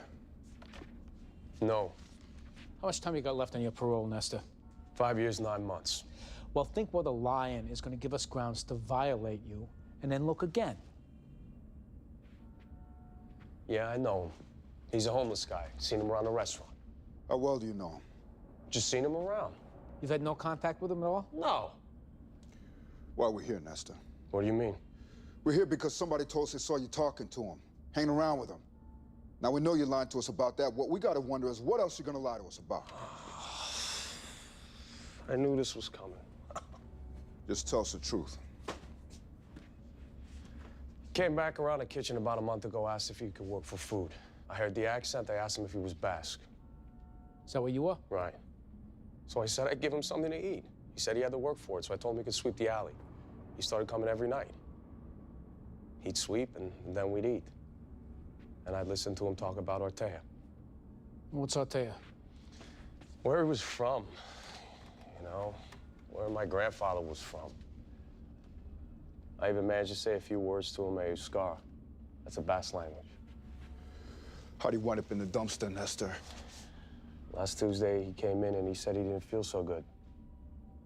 So I told him that he could go lie down and cop would keep him in the back. When I went in to check on him, he was dead. You moved him? They would have fired me in a second if they found out what I was doing with him. So I said a prayer over him, and I slung his body over my shoulder, and I carried it out to the dumpster, and just threw him in.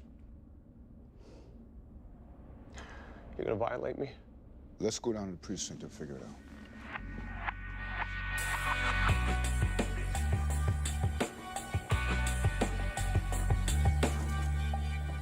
I would have thought they'd given you R&R for the rest of the week. I knew I didn't want to go home, so I figured I might as well come back here. Well, you'll be glad to know we got the guy. Who is it? He's a student at the high school. Why'd he do it? His brother was killed in Karbala last year. Now, he got it in his head that whatever Army recruiter got sent to his school next deserved to pay the price. Basically, he became an enemy combatant. Has he admitted it? Not yet. How do you know he did it?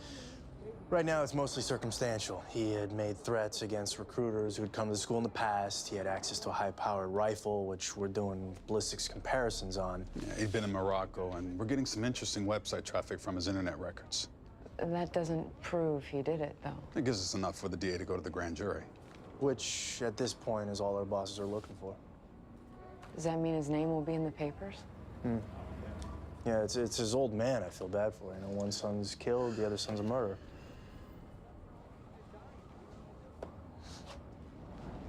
I don't know if this is relevant or not, but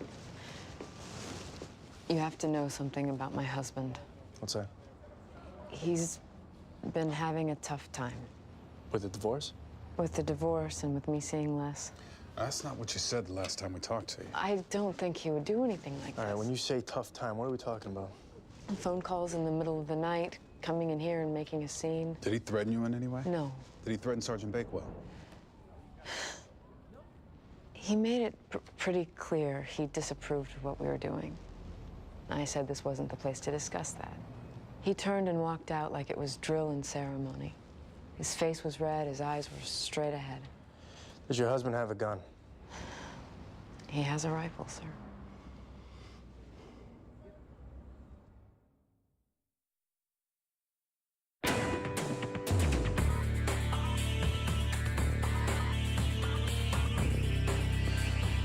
Hey, we got the report fax from the ME's office. Giuseppe died of a brain aneurysm. What about the bruises on his face? No, likely to have happened while he was in the dumpster. We should get Denise in. This way. I just had a couple more things to ask you about. Whatever you need. Oh, by the way, I couldn't help but notice you're still wearing your wedding ring. I'm a creature of habit. I got used to wearing it. Soon I'll get used to not wearing it. Colonel, you ever been in the recruiting office where your wife works and confronted her and Sergeant Bakewell? From the way you're asking the question, I have to assume you know the answer. I did go there. I had what I thought was a frank discussion with the both of them about what they were doing, and I left. Now, you've also kept up a steady barrage of phone calls and emails to your wife. I still have feelings for the woman, Detective. Why was that rifle in the trunk of your car, Colonel? You went in my car? We had a search warrant to go in your car. How did you get a search warrant? Your wife said that you had a rifle and that you had behaved in a manner that allowed us to get one. Well, I guess it's fair to say that loyalty's not her most prominent character trait. Must have hurt to realize that. It hurt like hell. I sucked it up and moved on. Next question. What are you gonna do when ballistics comes back that it was your rifle used to kill Sergeant Bakewell? I'm gonna suggest you get yourself another ballistics lab because there's no way in hell that it's true. No, I went through your 201 file, Colonel. You did 3 tours of duty as a commander of a combat arms unit. I spoke to someone who served in that unit. Said you were a hell of an officer. Looked out for your men, put yourself at risk. I don't think the detective's all that interested in listening to you blow smoke up my ass. What I can't understand is how you can lay in wait and take out one of our own. Unless you thought that was the only way to get her back. You think I want her when she's grieving another man? I do not. In time, she'd forget him. I'm not waiting my turn on the receiving line for sloppy seconds, thank you very much. What happened to you when you retired, Colonel? I mean, how do you go from a brave soldier to a simpering coward who shoots an unarmed soldier and then lies about it? I don't have to answer to you, Junior Warrant Officer Nutting! Colonel, I don't have a military background, but based on what I know about your record, it seems like your sense of honor ought to cause you to tell us the truth. No matter what you did, no matter why you did it. I thought we were gonna build a world for ourselves, Angela and me. I came back from overseas to have a house and a yard, to raise children. That's when I fought my way through hell to get back to. Then I hung up my uniform because it was time to make a decent living. Time to stay in one place. Time to enjoy our life together. I earned that right. I put in my time, and I earned that right. And this guy took it away from you. I set up on the location where I knew he'd be. As soon as I had a clear shot, I took him out. What did he think was gonna happen? Boss, just want to let you know, partner's husband won for it. Where's Nutting? He's telling his commanding officer. It's good work, Detective. Thanks. Cleared this one without Sipowicz. Not really.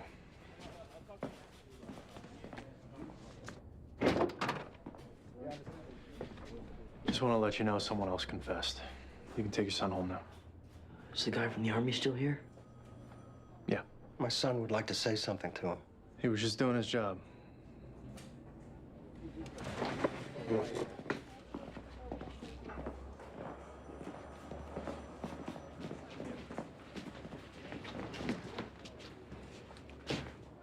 Are you going to talk to the family of the guy that got killed? Yeah, I'll probably put a call into him. You tell him for me that I'm sorry? Especially if he has a younger brother? Yeah, I'll let him know.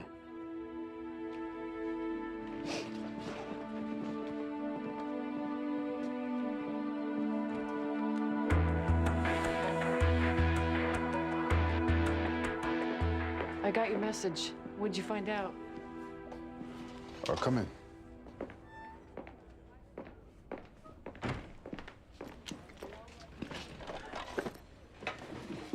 Your uncle died of a brain aneurysm.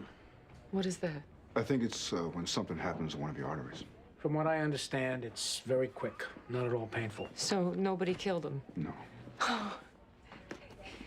I guess that's better than right. I'd say so. You should also know that he made a friend during the last month or so of his life. Who was that? A guy who works in a restaurant kitchen. Your uncle would sweep and he'd give him food. Another Basque. Oh, yeah? Yeah. He even spoke a little Euskara to him. Oh, he must have been in heaven. Yeah, well, it was something anyway. Yeah. Thank you. Sure.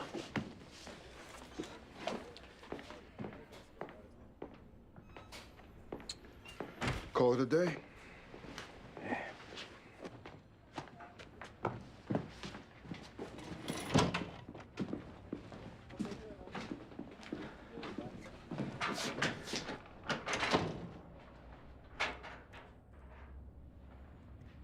Baldwin, Yeah. I think I'm gonna put in my papers. Are you serious? I think it's time. Not because of bail. No, though he did get me thinking. Now, truth is, I've been up nights over this. I don't think I'm never gonna love a job as much as being a detective. But I got an opportunity opening up. I think I could have a life with Bridget. I think she wants to be with me. And I'm never gonna have another chance like that.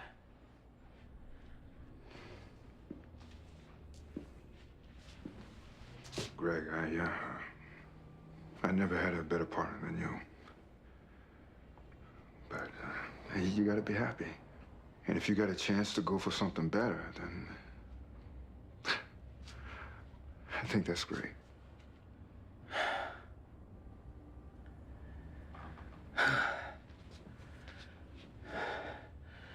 I should tell the boss.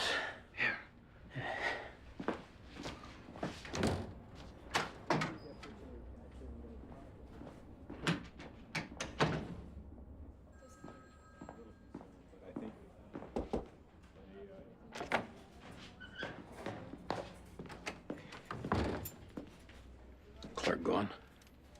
Yeah, he had to go over to central booking. You know what happened with his case? The husband of the DOA's partner went for it.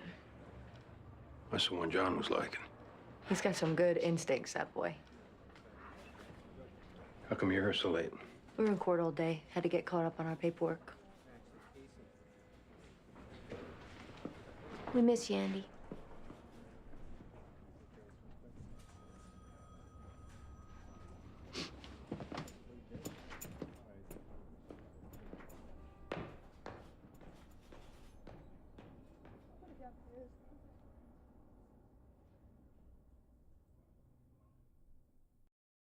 Previously on NYPD Blue. All right, step aside, homicide. How long you been waiting to say that to me? It's the first thing I thought of when I opened my eyes. Hey, Sarge. Here. What's this? Open it. Schofield Realty. Greg Matterboy Sales. When you're ready. I think I'm gonna put in my papers. You serious? I don't think I'll ever love a job as much as being a detective. But I got an opportunity opening up. I think I could have a life with Bridget, and I'm never gonna have another chance like that.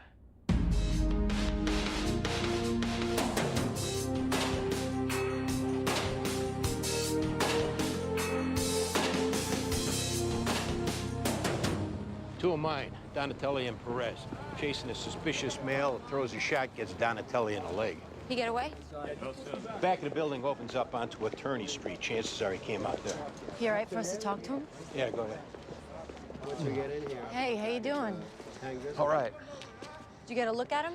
Male black, 18 to 20. He had some kind of gray hooded sweatshirt underneath an army jacket. A knit hat. Height, weight. On the short side, probably 5'5", 5'6". Thin build.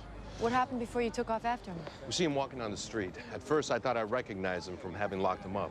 He looks like there's a bulge on his hip. I called to him, told him to come over. He takes off. Into there. Right there. First, I didn't see him, and then he jumps out from around the corner, threw a shot, and took off. Did you guys get any shots off? No. Look, Ice, we gotta get going. I'd like to ride with him in the ambulance, unless you need me to stay. That's all right. We'll find you down at the hospital. Hey! Hey! What are you doing, huh? You see you're blocking an ambulance here? Get this car the hell out of here. Sergeant Sipowicz.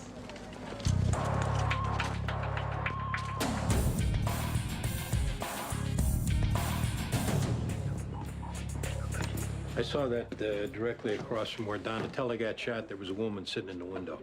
Name's Margaret Gregoric, apartment 1B. She was there at the time, saw Donatelli and Perez go into the building, heard the shot. You might want to talk to her. Sounds like you already did. It's your case. We had a report of a homicide, 515 Bank Street. Clark and Jones, you guys take it. Hey, Andy. Yeah. Hey, Andy. Andy, let me get one of you up in the squad. Matterboy, do me a favor. Don't take my picture. It's my last day. I know it's your last day. I just don't feel like having my picture taken.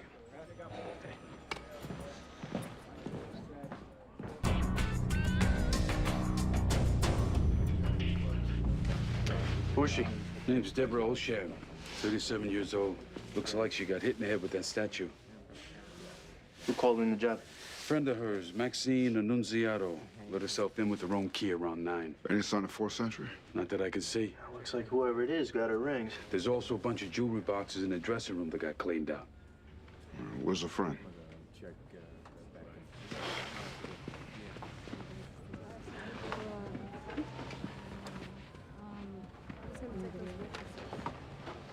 Maxine?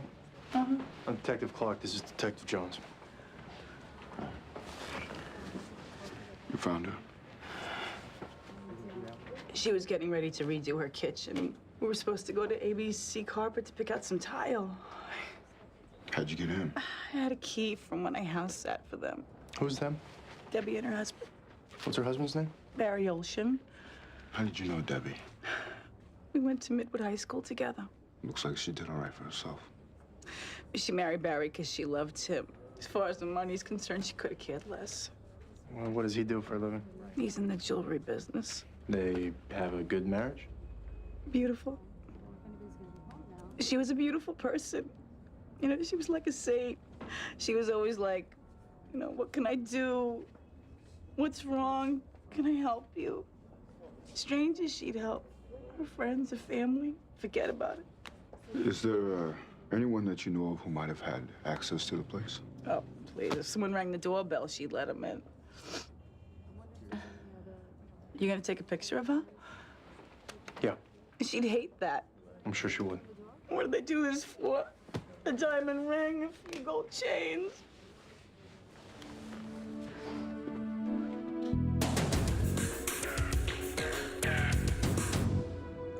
You were home this morning, Mrs. Grigoric? I went to 7 o'clock Mass. After that, I was home. Which would be what time? Mass is 40 minutes. I stop at the candy store and pick up the news. I'm home by 8. The officer who talked to you earlier said he saw you sitting in the window. Sipowicz. Right. Polish names I always remember.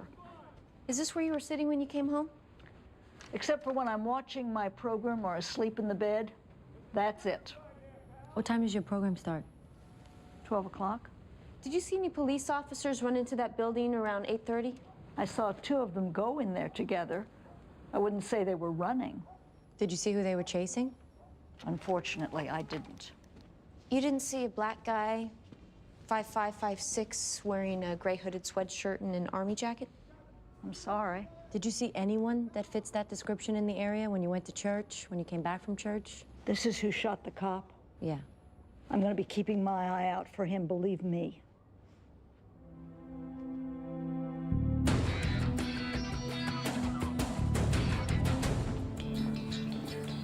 This is Mr. Olshan and his attorney.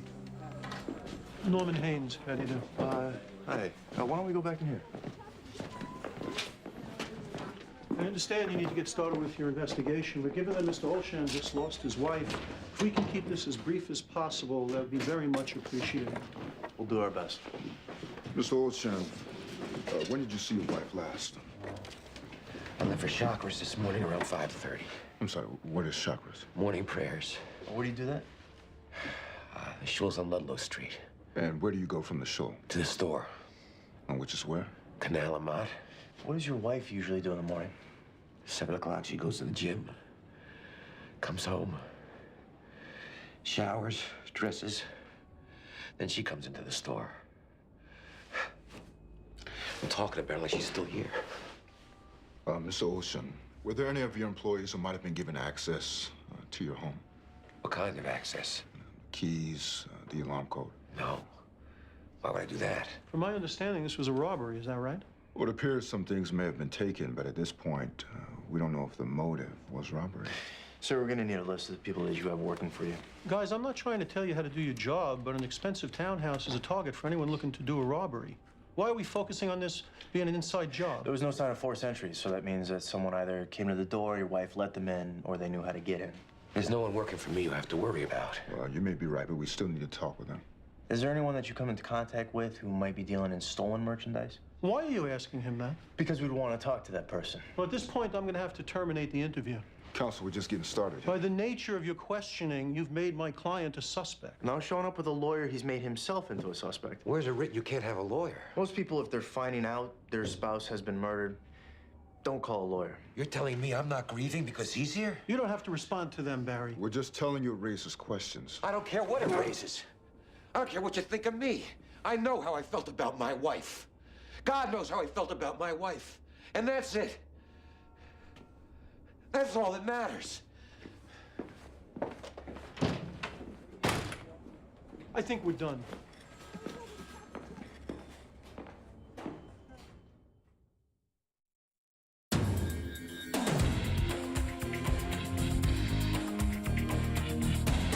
So you and Barry were partners? Right. His wife work here? Yeah. They have a good marriage? Who am I to say it was a good marriage? As far as you could tell. They acted like a married couple. More than that, I don't know. Are you aware of any of the people working here having criminal records? Mister, this is a legitimate business. Well, nobody's saying it isn't. These people handle hundreds of thousands worth of jewelry. They're honest people. Also, I watch them like a hawk. These are the people working for us. Thank you. How well did you know Debbie Olshan, Mrs. Zell? I knew her. She worked with you. I wouldn't say worked. When she felt like it, she came in the store. Sugni schlecht. They shouldn't know the truth? She was not from the community. Barry met her. Very exciting, very attractive. Everyone said, this is not someone you marry. But Barry didn't listen, so now he has problems. And what kind of problems does he have? To lose a wife? To bring shame on your family? You think Barry had anything to do with it? No, no. She doesn't think nothing. Barry, in his way, is trying to be a good Jew. He wasn't always, but he is now. We mourn his wife, Deborah, and that's all. And her friends. Shah, enough. All right, Mr. Zell, we need to speak to your wife by herself. Please.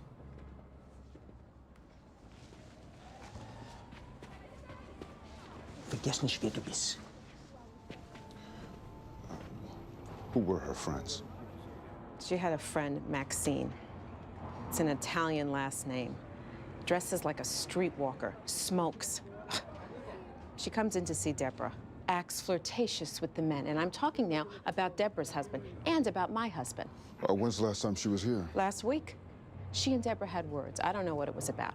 All I remember is Barry going over and saying, the answer is no.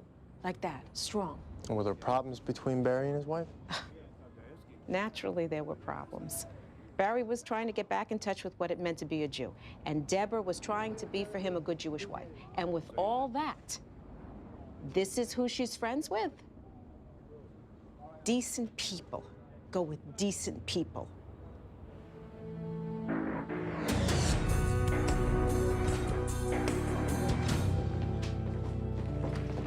Perez.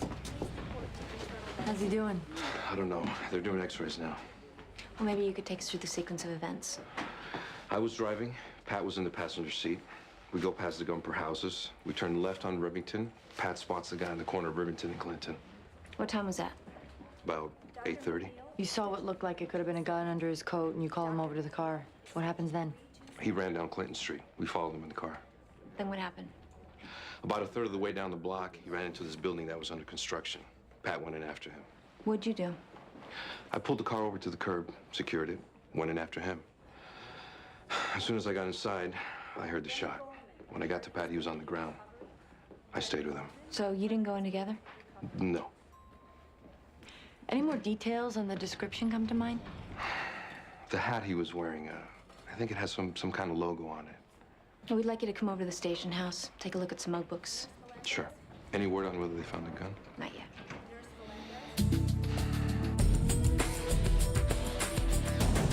How long on the route? 30 minutes. Before today, when was the last time you saw Debbie Olshan? I saw her last week. And where was that? I stopped by the store. Just a visit?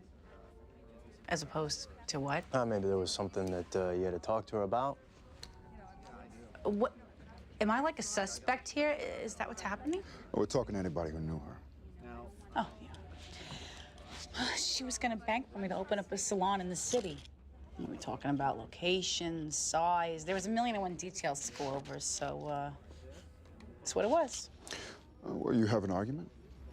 We were like sisters, all right? I mean, sometimes we yell, sometimes we'd argue. That's what sisters do. Did it affect your relationship that she started to get more religious? Oh, yeah, it did. I mean, when Barry started getting crazy with all this Jewish stuff, Debbie had a big problem with it. I was her Cougette friend from her old life, which, you know, Barry's whole orthodoxy wanted nothing to do with. You still went over to the house, though? Yeah, sometimes, I mean, you know, go to lunch or, you know, she'd go out once a week. I mean, the girls still like to go out, Jewish and no. Well, she meet anybody going out? What, as in, like, starting to see somebody? No, like somebody who might have spotted a rock on her finger, found out where she lived. There was this Russian guy that we used to see every once in a while when we go to the clubs. I mean, he was all over her. She had this 5.5 carat canary yellow diamonds. It was gorgeous. And I remember him making a really big deal over it. Is there any reason to believe he does robberies? I don't know, I didn't think of this before, but he used to tell us if we ever needed Gucci or Prada or Louis Vuitton that he could get it for us. What's his name? Mike. I never got his last name. But Debbie used to call him Russian Mike. What does he look like? He had short hair, thin face. Really, you know, really Russian looking. I remember that he dressed nicer than most of the Russians, though, and he had a spider tattoo on his hand. Any idea where we can find him? There's a restaurant on Brighton Beach Avenue called Olga's. I think he said he hung out there. Nucci only wants you, sweetheart. Sorry. Can I go finish up? Sure.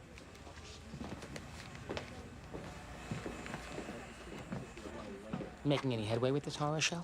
Some. Maxine's sick about it. Lenny, get over here.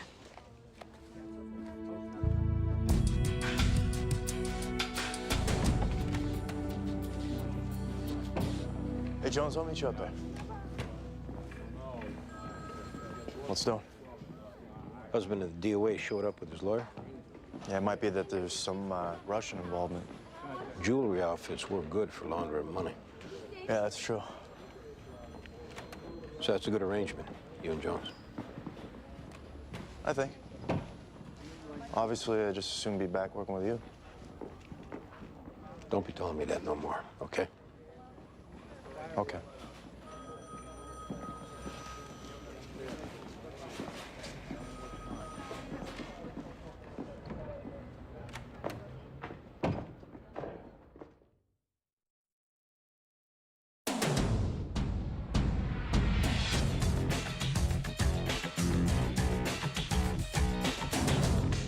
Mike around? Who's that? Mike? I don't know Mike. Where's your boss? He's not here. Mike has short hair. He's got a spider tattoo on his hand. I don't know Mike. What's your name? Paulina. You tell us where he is now, Paulina. Nobody will know you told us. On the other hand, if we find out that you're lying to us, we'll come back when the place is full. That way everyone will know. Why you think I'm lying? He said if. I don't know Mike. I know Misha. He fits the description. 2 blocks this way, a blue building. What's his name on the buzzer? Nosikov. Thank you, Paulina. You don't come back now? If we find him there, we won't come back. Good.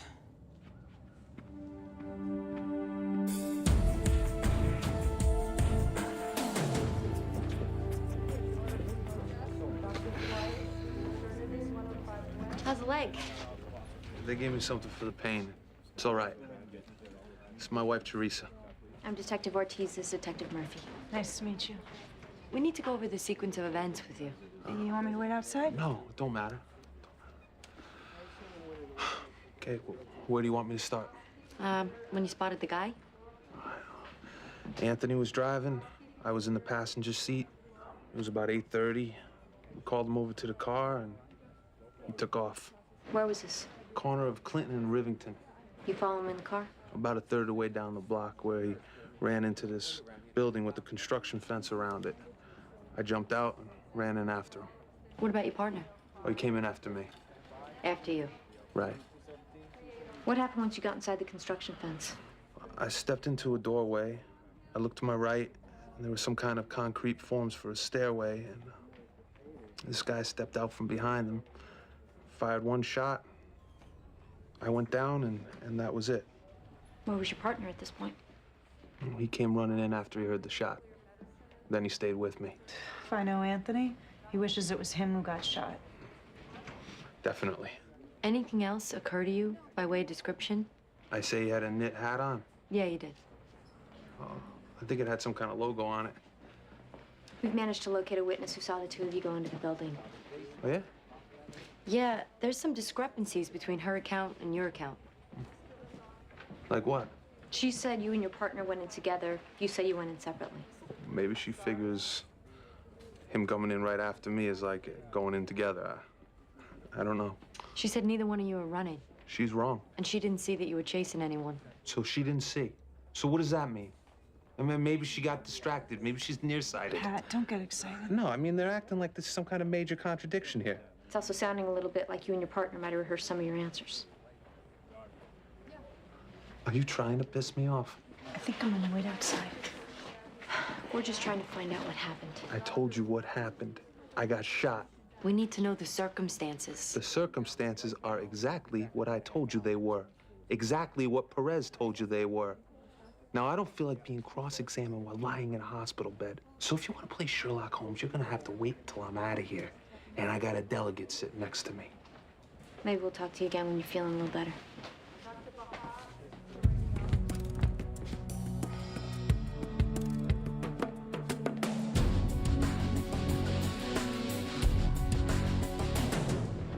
That wife knows something she's not saying. You think? I think we need to go back there and talk to her by herself. Patrol found a gun in a garbage can near where the shooting was. Oh, yeah? Ballistics is looking to work up a match on it. Get one of you, John? Oh, sure. Do you want me to be doing anything specific? No, just like that. Just sitting at your desk. What's going on? Just taking a few pictures to remember to play spy. That's a good idea. Get one of you, boss? Sure.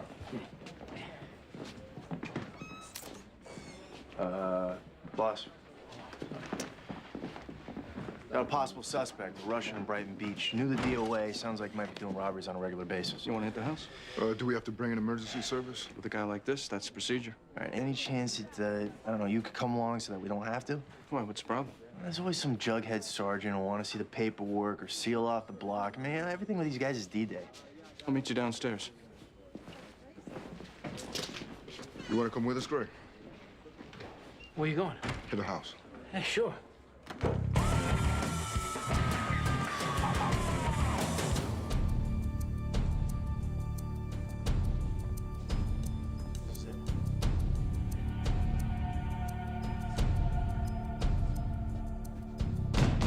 Police, open up! I'm gonna take the door. Get your hands up! Hands up!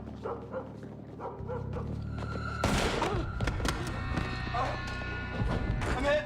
I'm hit! Who shot you? I don't know. Where'd you shoot her? Down there. Which one? Which one? Check the back stairs. You got a 10-13. Officer down.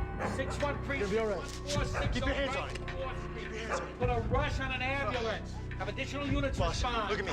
Stay with me. Come on. You'll be okay.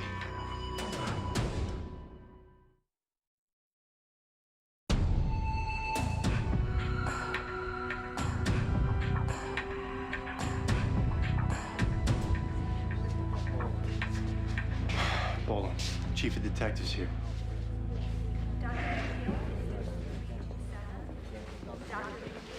What happened? We banged it in the joint for the one guy. Bill hadn't gotten in yet. Another guy comes out of the back door, got a shot off and split. How's he doing? They just took him into surgery. It ain't good. Who's with the one you brought in? Greg brought him back to the house. There's a second whip up in the squad? No, sir. In. Okay. I want you working this case. I'll notify the chief of patrol. Get out of the bag, back in the suit. You got it. Okay, guys, you heard that.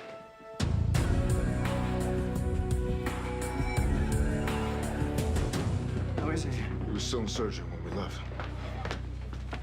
Where's your lawyer? I wanted to talk to you without him. I talked to my rabbi. He said there are things I need to tell you. Like what? The reason I came here this morning with my lawyer was, I was afraid you'd want to look into my business. What are you afraid we find? That I move money around. You laundered money? Yeah. Who are the people you did it for? Look, I didn't come here to cast blame. I did this. This was my transgression. I don't think it had anything to do with what happened to Deborah. We need the names of the people you did it for. This was a robbery. I don't think they get involved with robberies. We can't assume that. If they didn't, I've gotten them into trouble for something I'm just as responsible for as they Barry, are. listen to me. A police lieutenant was shot and critically wounded in the course of investigating your wife's murder. That means you don't get to pick and choose what you tell us and what you don't, okay? Everything comes out now. He could die. We need names, Mr. Olshan. There's a guy named Lenny Russo who brokered it. He's the only name I know. How'd you meet him? He works with Maxine. She doesn't live the most upstanding life in the world, but it was important that Deborah maintain that relationship. Anyway, one day she brings over Lenny. When's the last time you talked to him? A couple of weeks ago. He wanted to open a salon in the city, which suddenly became my responsibility. There was a lease that had to be signed. He had given notice. I told him I didn't want to be involved with him anymore. Has he ever been to your house? No. I kept all that away from my house.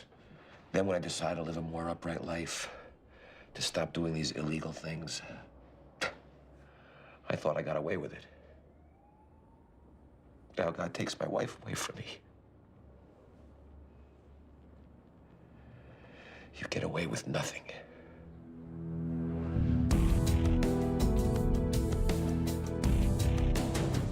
Teresa, can you think of any reason why your husband would lie about the shooting? No. Well, if he is, it's really best that we find out sooner rather than later. And that it's us that finds out rather than internal affairs. Why would he lie?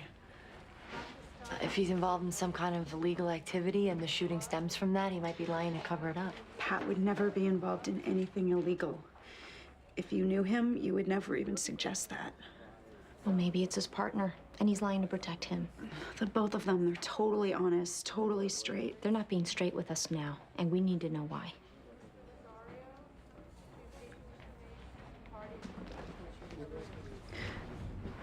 Pat has cancer. How long has he had it? We found out 6 months ago that he had it in his colon. And last month, we found out it had metastasized in his liver. We're so sorry to hear that. I'm not supposed to say anything to anyone. He wants to keep on working. He doesn't want anyone to know. Don't worry about that now. I don't know that it has anything to do with this, but I think maybe it does. I should probably go back in and be with him. Go ahead.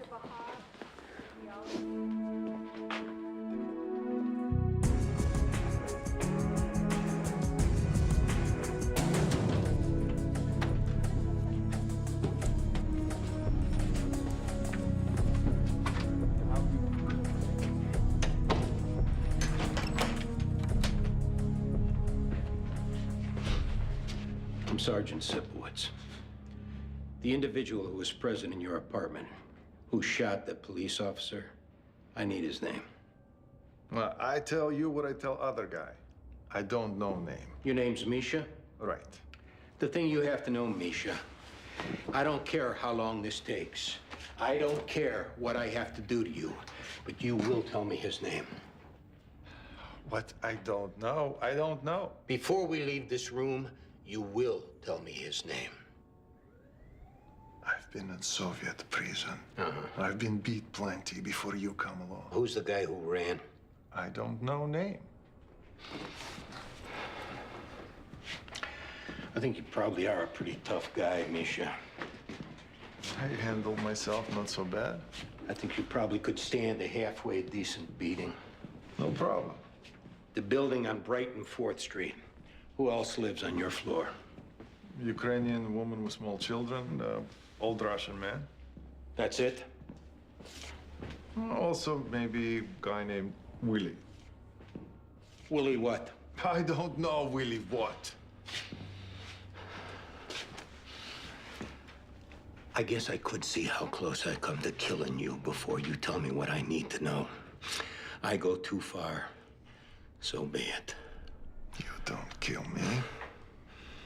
We got you on illegal weapons charges. You were in possession of stolen merchandise. I don't even do nothing. This guy shot a New York City police lieutenant. Do you actually think that anyone around here gives a rat's ass what I do to you? They will take your body out of here, throw it in the river, and all I'll get, if anyone finds out, is a pat on the back. I don't shoot no lieutenant. That wasn't me who did that. That's right. But you're the one I got, and you're the one who's gonna go to prison for it. And I am not talking about locking you up with no Russians. Upstate New York, it's blacks, Puerto Ricans, Dominicans, wall to wall. How long? Well, put it this way. You're a young man now. You'll be an old man by the time you get out.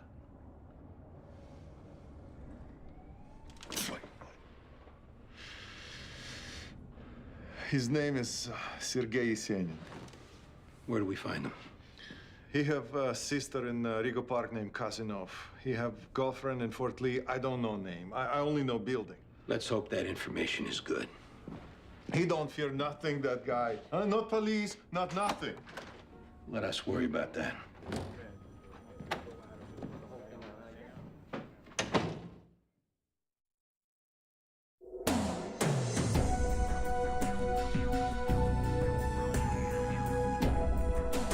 When's the last time you saw Debbie Ocean, Lenny? Month ago, 2 months. And where was that? I think she was out with Maxine and I saw them at a restaurant. Who was putting up the money for the salon you wanted to open in Chelsea? We were still in the process of looking for backers. Were you hoping for something from the Oceans? Friendship and business? I believe you keep separate. Yeah. And I believe you're getting pretty nervous right about now. Why? Do I have that Nixon thing going on around the upper lip? Maybe I should go powder. You tried to hold Barry up, we noticed. Excuse me. Once representations were made, I thought they should be made good on. That's not holding anyone up. See, Lenny, you started negotiating a lease. I needed to know I had a place. You gave notice to the place in Brooklyn? Because I don't leave people hanging. But when Barry told you that he wasn't gonna bankroll a salon and he wasn't gonna do any more money laundering deals, you decided to get the money another way. Sorry. Homie don't play that. Look, we're not saying you did it yourself, Lenny. If Maxine gave you a key and you tell us that, you'd be cooperating. If Deborah came in while you were there, who's to say she didn't come after you? That you weren't in fear for your life? You see, Lenny, you're a licensed hairdresser. That means your prints are on file.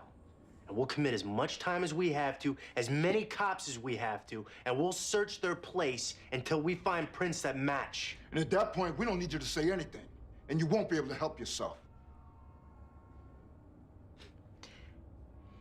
If I say I'm gonna be someplace at 9 o'clock, I'm there at 9 o'clock. People are like, I overslept. I had a personal crisis. I don't do that. I've been working since I'm 14 years old, and my word is like gold. Yeah, well, not everyone's like that. Tell me about it. The Oceans are first in, then they're out. Maxine's going to convince Debbie, and then she can't. Debbie's not gonna walk in on me, and then she does. What happened when she does? She went after me, and I grabbed the closest thing I could find to defend myself with, which just happened to be some hideous marble statue. Maxine gave you the key? She gave me the key. She gave me the alarm code. She told me where the jewelry was and what time her friend went to the gym. I mean, does she think I'm gonna take all the responsibility? All the blame? All everything, all the time? Sorry, Maxine. That's not gonna happen.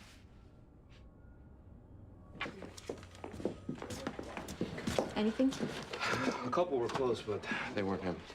I think we have a problem here, Anthony. What's that? The story you guys were telling us doesn't check out. You found the gun. Which you could have easily put there for us to find. The witness we talked to said she saw you and Donatelli walk into the building together. She didn't see that you were chasing anybody.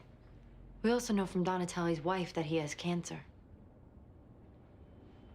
What are you guys trying to do? Hurt him?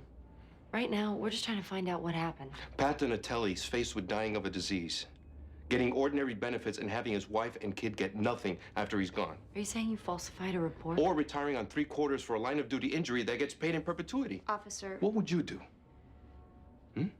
What would you do if it was her? And what would you do if it was her?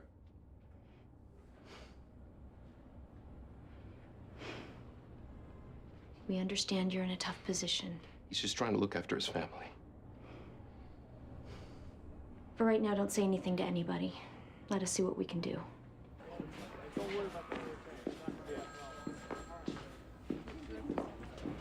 What's going on with that?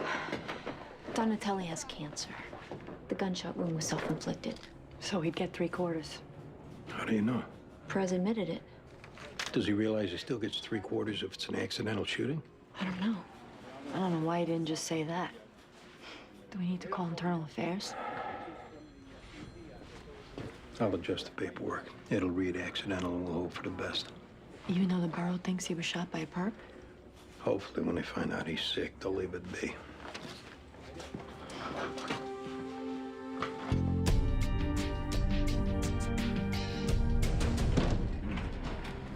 Thanks, Nick. Anytime.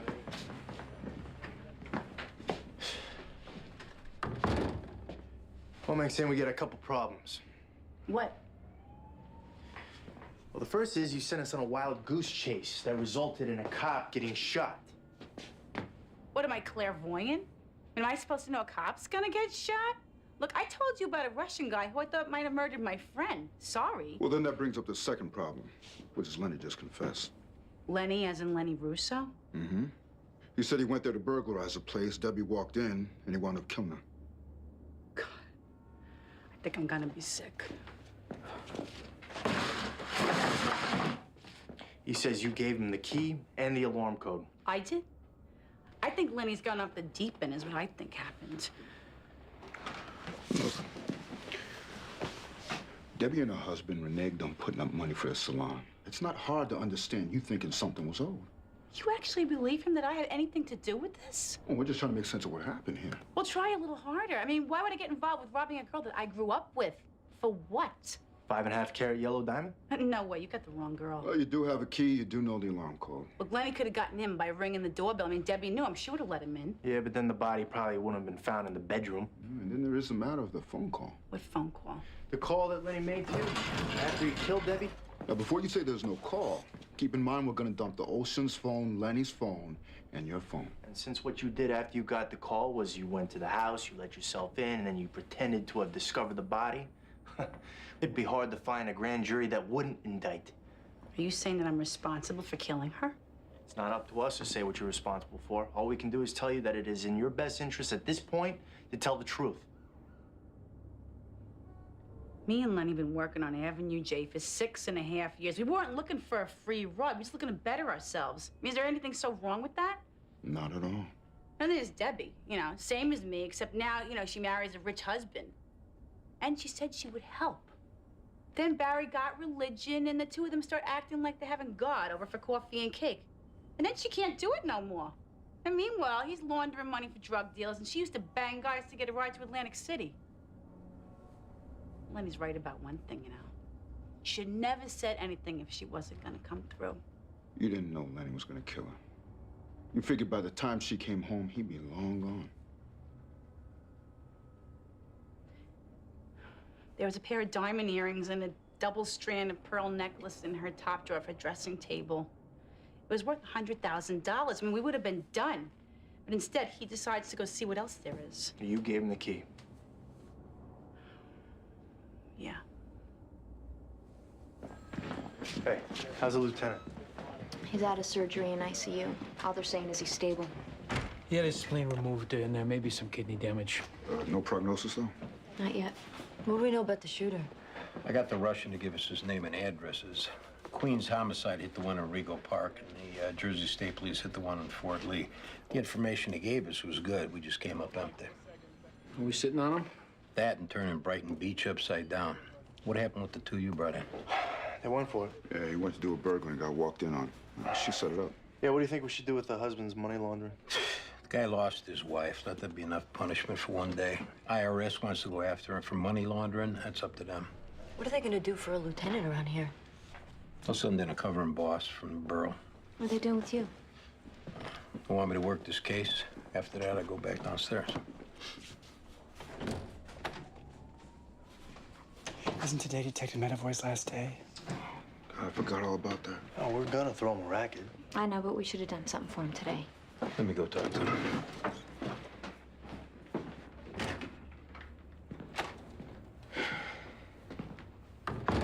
You know, with all that's been going on, we kind of lost sight of the fact that you're leaving us.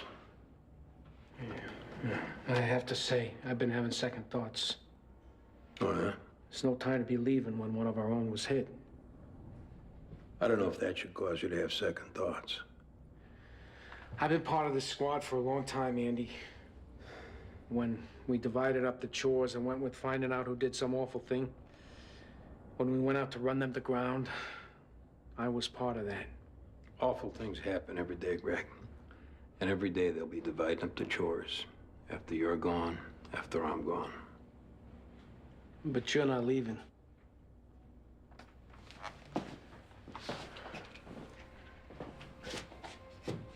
The day will come when I will be.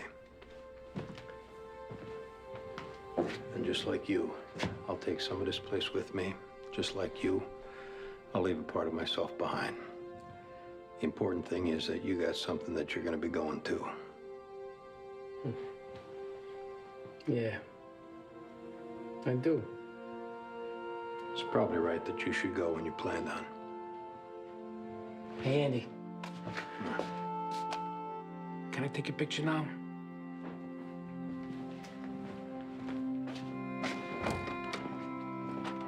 Hey, Junior, come here.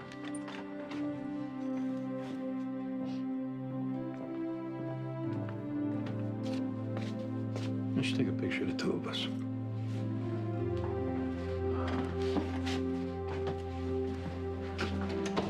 All right, on three.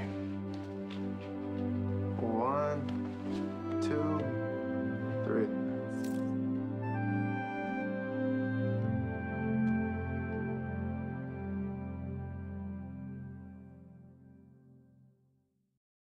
Previously on NYPD Blue. Gentlemen, it's official. I have been to the pension bureau, and I now have my pistol license and my retired ID. Get your hands up! Hands up! I'm hit. I'm hit. At a 10-13, officer down. Stay with me. Come on.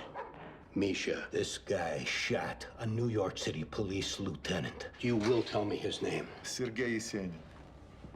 He don't fear nothing, that guy.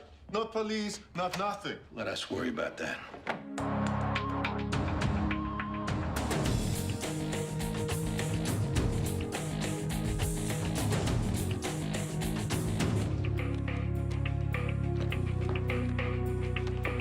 How you doing? I'm Lieutenant Henry. Chief of Detective's office sent me over here. I don't know if it's a permanent assignment or not, but they told me to get comfortable, so that's what I'm gonna do. I'm Andy Sipowicz. Andy, pleasure to meet you. Heard a lot about you. So, why not the rest of you introduce yourselves? John Clark. John? Partnered with Baldwin Jones. Right. Reed Ortiz. Hey. I'm partnered with Laura Murphy. Hello. Hi. And what's your name? I'm John Irvin. I'm the PAA. Ah. Didn't you just make sergeant? Yeah, my current assignment's downstairs. I'm just up here working on a lieutenant's shooting. Ah, how we doing with that? Well, I got some information from the guy we collared. The addresses he gave us are legit, but whoever was there had moved out. You a golfer? Me, no. I saw you looking at the club. Should we bring you up to speed on our cases? There's no rush. You know, when you get to it, you get to it. I can make copies of whatever you need. Now, just don't bury me in paperwork now, huh? If there is anything, just let me know. So, any of you golfers? My dad plays. Greatest game in the world. Greatest game ever invented. Yeah, Lieutenant, I got some calls we gotta make here. Yeah, sure, go ahead. No one here plays, huh? No.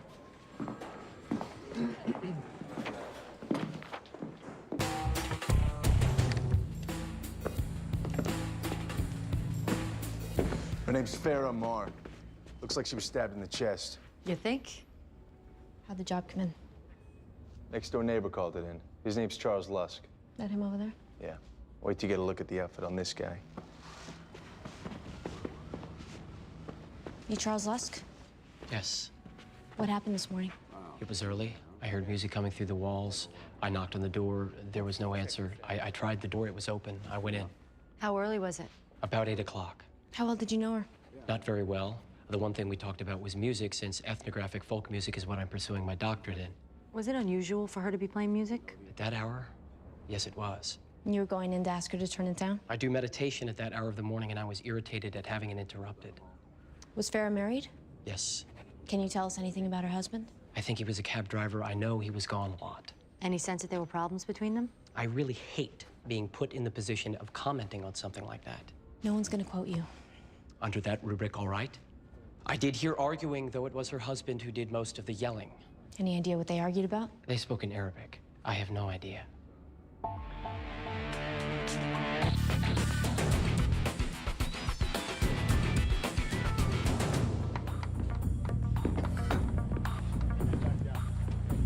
I'm supposed to see the detectives. Do you know which one? Misha, we're going in there. You coming? Why don't you two talk to him? Any off chance, because it's a cop shooting, if anyone expects Arnold Palmer in there to know what's going on, I gotta at least try to bring him up to date.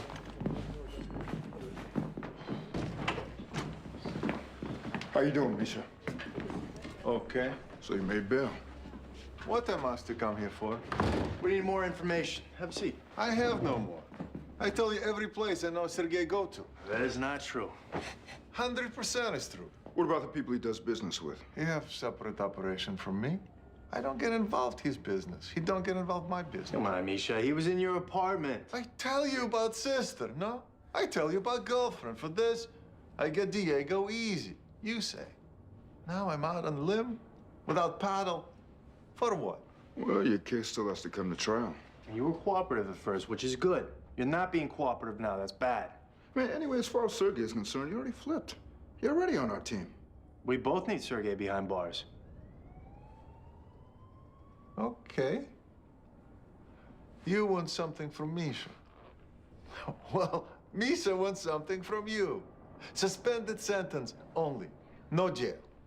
Work with us. Maybe that's what the DA will recommend. Oh. DA tell me from horse's own mouth. Otherwise, I take my chance in court. Misha not so stupid like you think. Can you tell me why I'm here, please? Your wife was involved in an accident this morning. What kind of accident? We're still checking into that. Have a seat. I don't understand. Where were you this morning, Mr. Amar? Driving my taxi cab. And you left your apartment at what time? 6 o'clock. Was your wife there when you left? Sure, she made for me breakfast, please. What kind of accident was she involved in? Your wife was killed, Mr. Amar. How you know this? We're investigating her death. She was murdered in your apartment. How did it happen? She was stabbed.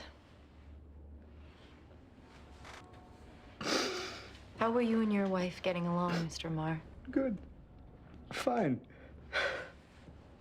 Perfect. We've heard from people in your building that used to argue quite a bit. You think it mean I kill her? We're not saying that. It was Ibrahim did this. Who was that? He know her from Egypt. He wanted to marry her, but he has no money. His family have no money. So this doesn't happen. Her family also have nothing. They list her in agency. I make arrangements. What kind of arrangements? I pay dowry, I pay agency fees. I bring her here to be my wife. Ibrahim finds out she's here. Now he come.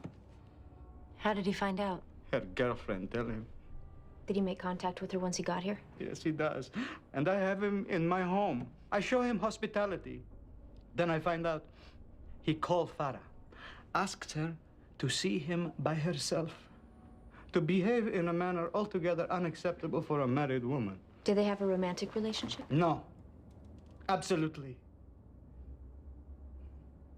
Because of the situation, I say he's not welcome in my house. Because she's a good wife, she tells him. So this is what he does. He said to himself, if I can't have her, nobody can have her.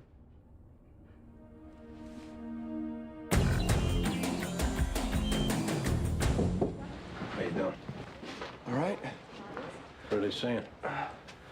Took out the spleen. It's not a big deal. They expect the damage to the kidney should heal completely. That's great. Where are we with the shooter? I'm hopeful we get something we can use out of this Russian we collar. Nothing's panned out so far? No, not so far. How's the new boss?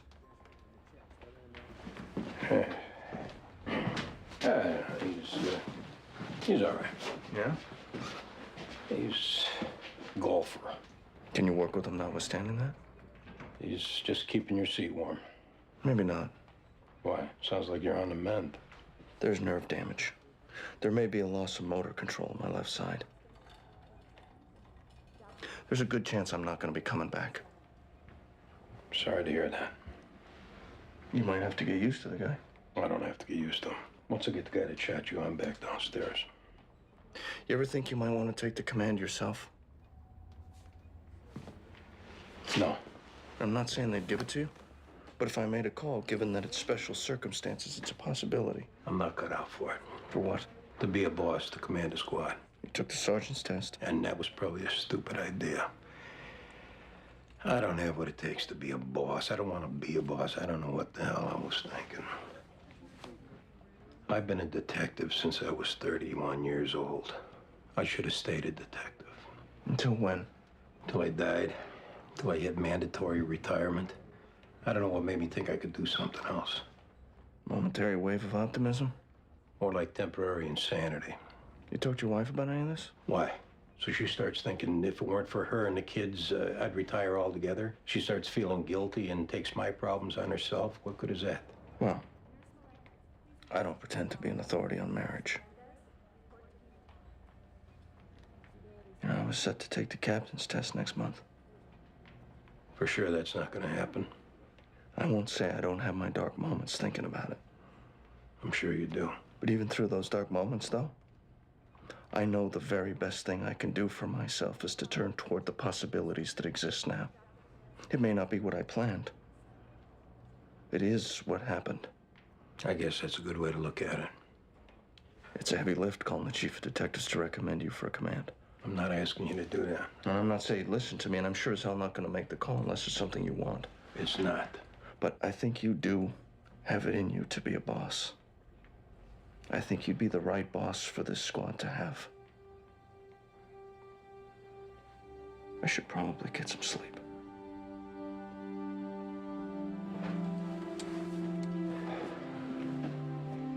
Take care, Lieutenant.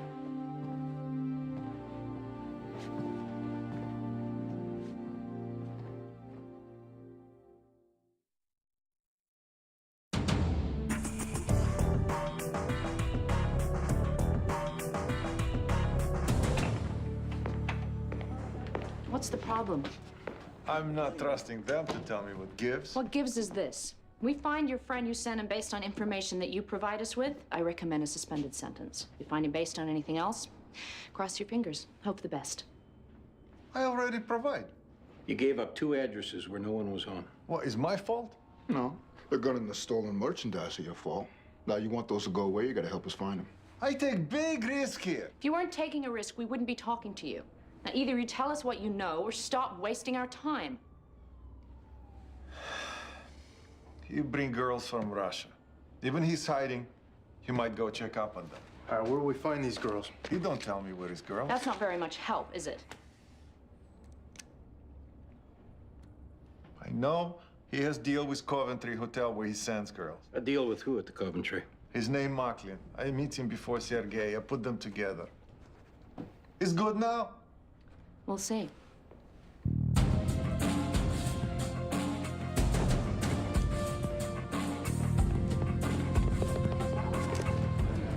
Which one of you is Ibrahim? Me, I'm Ibrahim. We need to talk to you about Farah, Ibrahim. What about her? We don't want to have this conversation here. Something happened to her? When's the last time you saw her? I don't remember. Why? Think about it for a second. I don't remember when it was. Why? Why are you asking me? She's dead.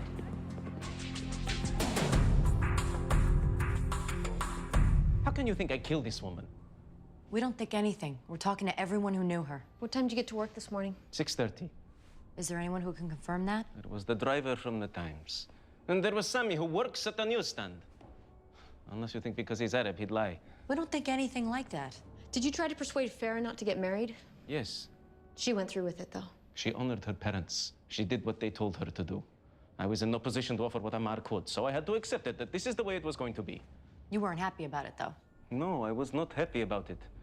But I understand the difficulty of her position, so I tried to be a friend only. You picked up and came to the United States because you wanted to be friends with her. Come on, Ibrahim, that's not even vaguely credible. I came here to win her back. When I can't do that, I satisfy myself to be a friend only. Also to better myself in the way that others do. Is that what the phone calls and the visits were? Being a friend only? Yes. She needed a friend. For Amar, his most treasured possession was his taxi medallion. Farah was a distant second. That must have made it frustrating for you to live with the fact that she was his. Many things are frustrating. You learn to accept them as God's will and go about your business. Is that what you did? Yes. Think whether or not you want to be lying about accepting God's will, Ibrahim. Not to mention about your relationship with a murder victim. That's how people become suspects. They lie.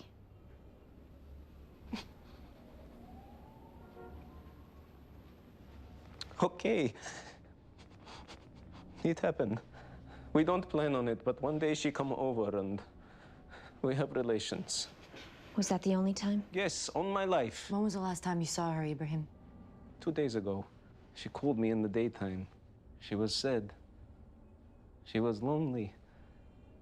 She missed her parents, her brother, her sisters. I went over there to be whatever comfort I could. What did that consist of? Drinking tea and talking, that's all.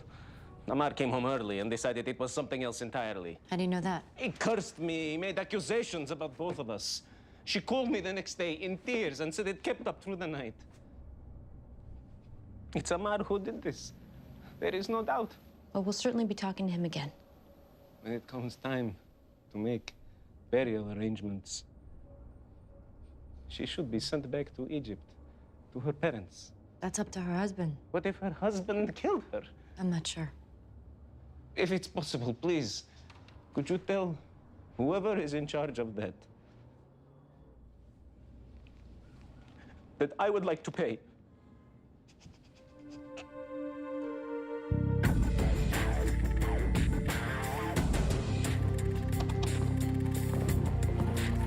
Mr. Macklin? What can I do for you, gentlemen? We're looking for Sergei Yesenin. Is he a guest? No, he's the pimp you work with. I don't know what you're talking about. How loud do you want this conversation to get? Could we talk over here?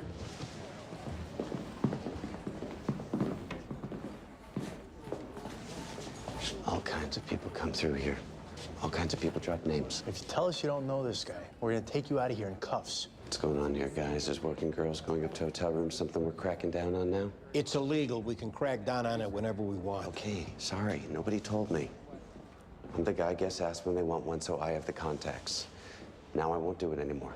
The girls Sergei sends over, where does he keep them? That I wouldn't know. All right, turn around. What? Wait. They come here. I don't send people there. You never got thrown a free one? Never. You're lying. Turn around. Can I tell you something? I don't think you have anything to arrest me on. Think again. Sergei shot a cop. That means we can go as far as we want, any direction we want to go in. And if you don't think we're going to tie you up for a while, you're crazy. Whether or not we can make it stick. You know, this guy scares me to death. The sooner we lock him up, the sooner he stops being a threat.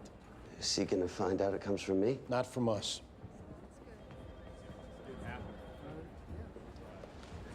There's an apartment building on York Avenue between 68th and 69th. It's got like a canopy. He keeps an apartment there. Larrabee's the name on the buzzer. All right. And don't go calling over there to warn them. What, are you crazy? I'm not looking to piss you guys off, believe me.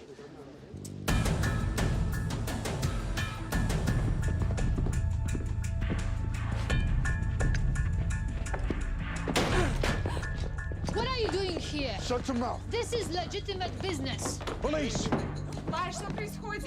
Could I speak with you, please? What do you want? I have a special situation. I'm sure you do. Get him dressed. Get him out of here. All clear. Come on. There's no one else here. We're clear. What's your name? Varenka. Varenka what? Bulgarian. Varenka, we're looking for Sergei. I don't know who that is. All right, come on. You're taking a ride. Varia, мне нужно в туалет. She has to go to the bathroom. All right, take her. No, she needs privacy. It's not possible. Officer, listen, my wife's just coming out of a serious depression. You think it would be possible maybe we could, spare her finding out about... Listen, don't worry about it. We're not going to call your wife. Hey, After he gets dressed, take him downstairs. Okay? Thank you. Don't touch Thank you me. very much. Can you treat good? Come on, Natasha.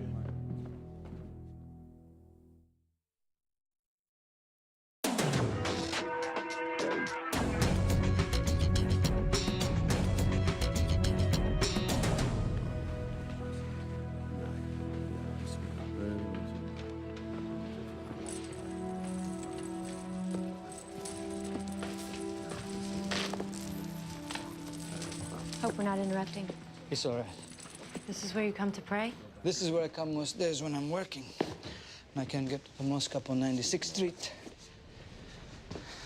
I came today to forget it's not like most days. We spoke to Ibrahim. Did he admit to killing her? No. You said the last time you saw him was a month ago. Something like this, yes? He said it was 2 days ago. He said you came home, found him there, and got pretty angry. You accused him and your wife of having an affair. It's true. You're gonna have to come with us now, Mr. Amar. Why? Because we want to talk to you some more. I don't want to talk to you anymore. I lost my wife today. Please, give me consideration to allow me to be by myself. Sorry.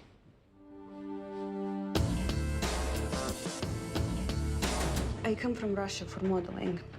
Now I study for real estate license. But you're working for Sergey. I don't know who this is. Who do you work for? I don't work for anyone. You have an ad in the paper? No, I don't have ad. You stand around hotel bars, you stand on the street corner. I don't know what you're talking about. Where do the men come from who pay to have sex with you? I don't know.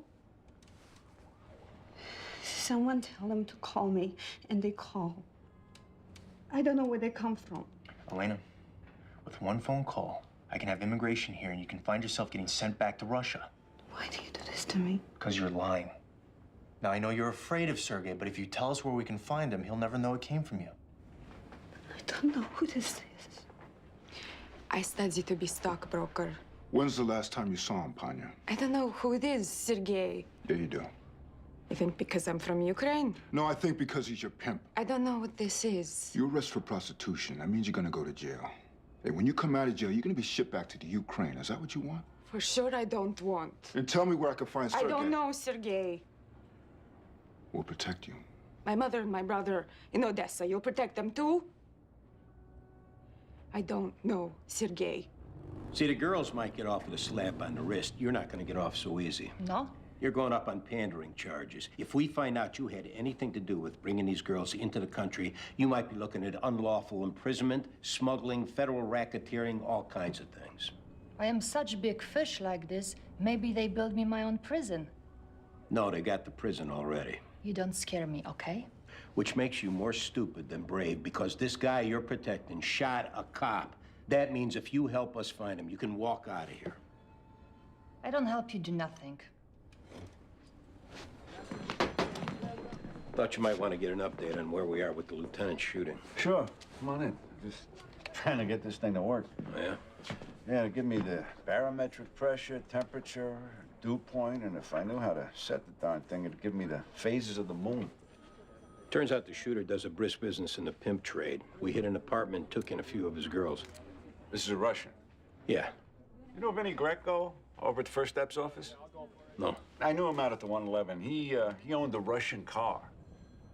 Chances are we're probably going to have to sit on this apartment and his sister's place in Rego Park. Called the ZIL. What is? The Russian car. They make a car called the ZIL. That's the car that Vinny bought. Huh. Anyway, you were saying?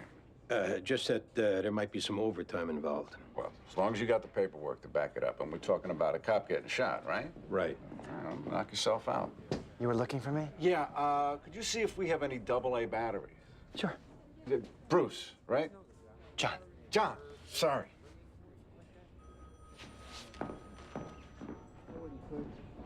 I'll keep you posted. Yeah, sounds good. What do you want me to do about the 61s? I have a feeling our new lieutenant doesn't want to be bothered with them. Just leave them with me.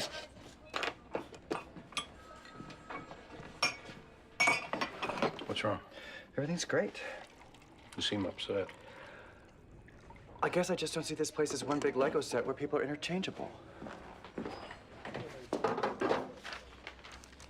John, people move around, people retire. It's not all that unusual what's happening. I know. I always make the mistake of getting overly attached. Believe me, it's not the first time. There'll be some new faces around. Might learn to like them. Seeing you go, seeing Detective Medavoy go, having this new lieutenant who I have to say I do not care for, it's too hard. John. I know people move around. I know people retire. There's just something about this place and these people. Or maybe it's the particular time in my life when I was here. Whatever it is. I don't want to sit at that desk out there if it's all going to be different. What are you going to do? Put in for a transfer. Cross my fingers, there's another precinct somewhere in the city where I'll be made to feel as much a part of things as I was here. I hope I don't get too weepy thinking about it.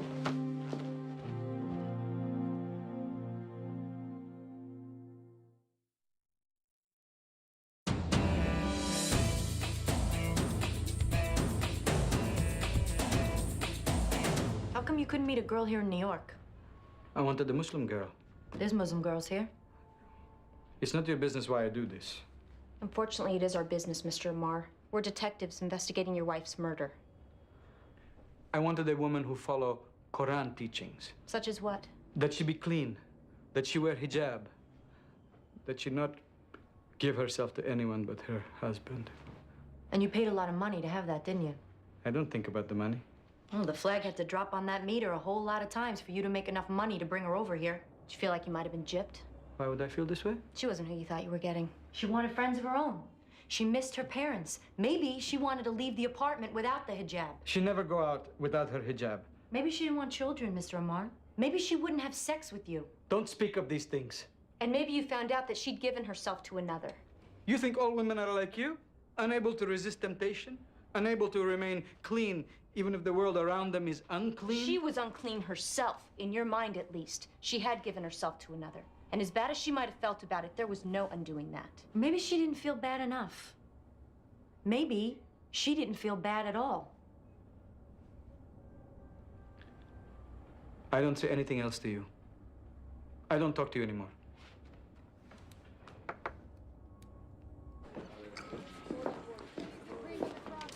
Hey, what's this? Lump sum of food in honor of Greg's retirement. Wow. What'd you finish the kung pao? There's a whole other thing of it over here. Bridget coming to your racket, Greg? She wouldn't miss it for all the rice in China. I bet she's excited. Yeah. All right. Oh, yeah, thanks. Yeah, I appreciate it. That was BCI. Veranka's prince in there just came back. Her real name's Dasha. Her married name's Kasanov. And her maiden name's Yesenin. She's Sergei's sister. Let's go talk to her, Ken. You will be traveling and coming into a fortune. Thanks, girl. You got it. Step outside, Dasha. What is this, Dasha? If your prince came back, we know you're Sergei's sister, so you can drop the act. I think I stay here. We understand you're not going to give your brother up to save yourself, so let's try another reason. Us going to pick him up is his best shot at coming out alive. Because you care so much for his welfare. You may find this hard to believe, but I actually prefer not killing someone I'm going to arrest. I do find hard to believe. There's cops all over the city looking for him. He's not gonna be able to stay hidden forever. And when they find him, same thing's gonna happen that happened the last time. He's gonna come out guns blazing, and now they're gonna be ready for him. He's as good as dead. So what will you do different? Well, hopefully we'll be able to talk him into surrendering peacefully. There's no guarantee that he'll do it. What is a guarantee is that we're going to do everything we can to avoid hurting him. Now, that is not the case with every cop in the city. But we need your cooperation. Why should I trust you? Because we're telling you you can. We're not going to get ourselves killed. We're not going to get innocent bystanders killed. But unless your brother leaves us absolutely no choice, we're going to bring him in unharmed. You have my word.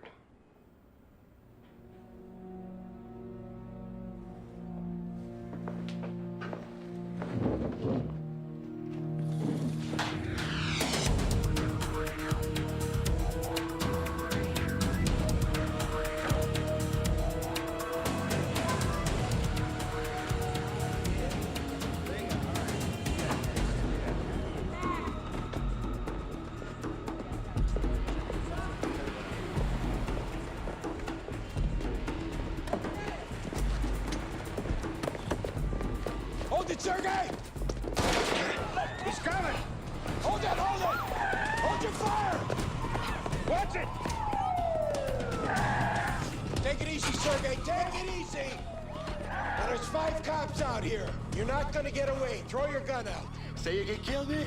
Nobody's looking to kill you. Now, we talked to your sister. She called you because more than anything, she wants you to get out of this alive. Even if it's in prison, she wants to visit you, write to you, look forward to the day when you get out. I gave her my word that I would try to take you alive. Don't make her have to identify your body.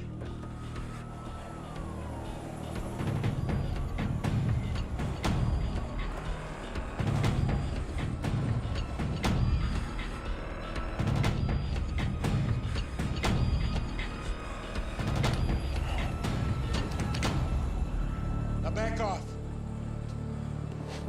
Back off! Come on, get out. Get the gun.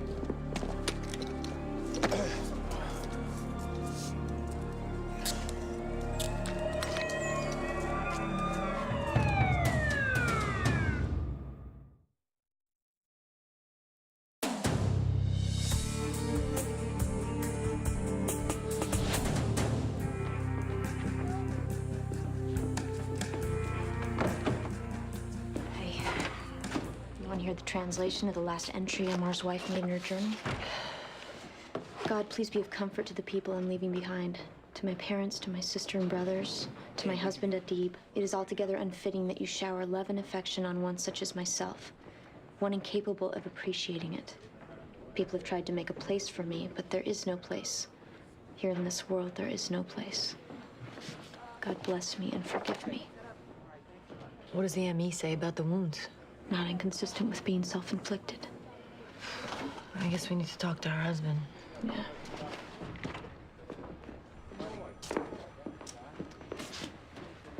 We just got your wife's journal back from the police department translator. You might want to read her last entry.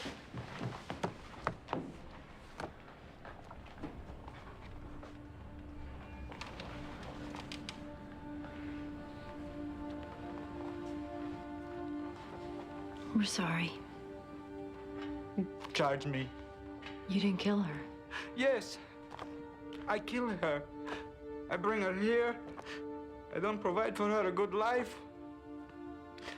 I don't take away her sadness. I'm responsible. Do you want to call someone to come meet you here? Or we could take you home if you like. The Hadith is the word of the Prophet. It says in Hadith, if someone takes their life by stabbing themselves with a piece of iron, they will be stabbing themselves forever in hellfire. This is why charge me. For our parents, at least not to know. We can't charge you with a crime you didn't commit. For our parents.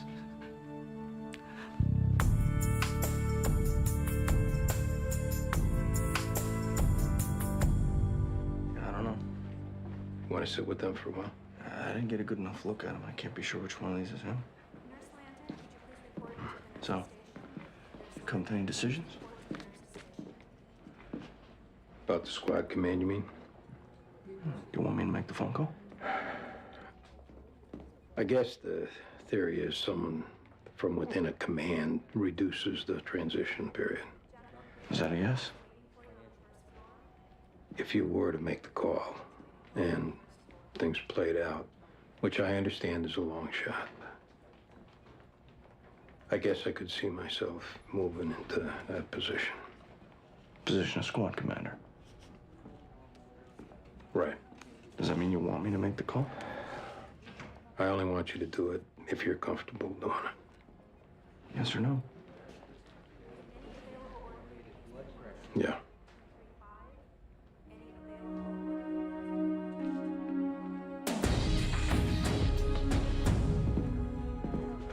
What'd the lieutenant say?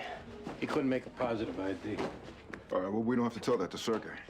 Have you talked to him yet? We're waiting for you. Why don't you guys do it? Yeah, you're working a case. That's all right. It's your case. I'm just helping out.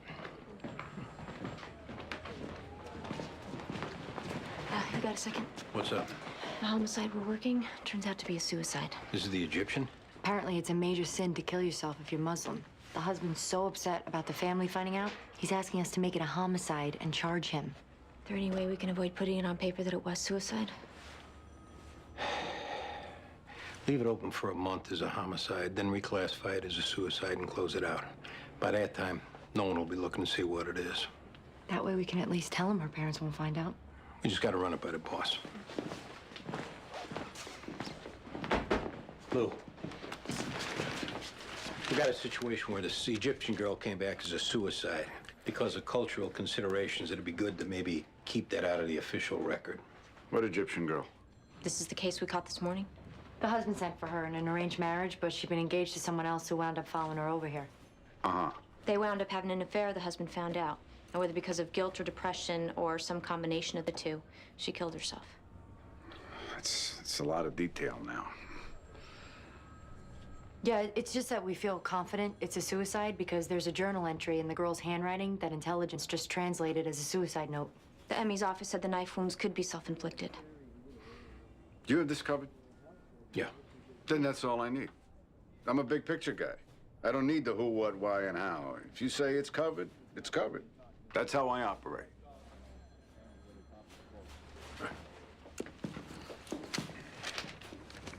Now, you understand, we don't need you to say anything. The lieutenant picked you out from photographs, and the DA has everything they need to go to trial. Suit yourself.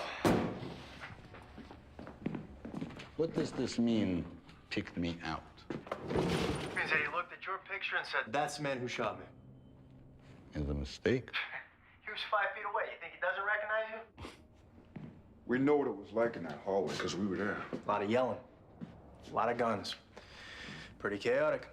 You might have squeezed off a round without even meaning to. But if that's what happened, you gotta say it. Let's go. What if I don't know he's police? Who did you think he was? I have all kinds of enemies in this country. Okay. So what, you open the door, you see a guy with a gun, you figure he's one of them. Why not? And that's why you shot him. 100%. You're gonna have to write down that you shot him.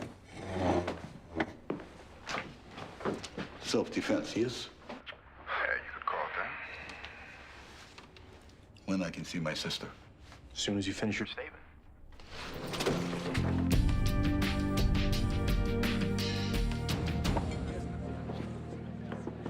Would anybody notice if we snuck out now? Metavoy might. Oh, Medavoy would definitely notice. We don't have to be the last lead, though. Promise? I promise.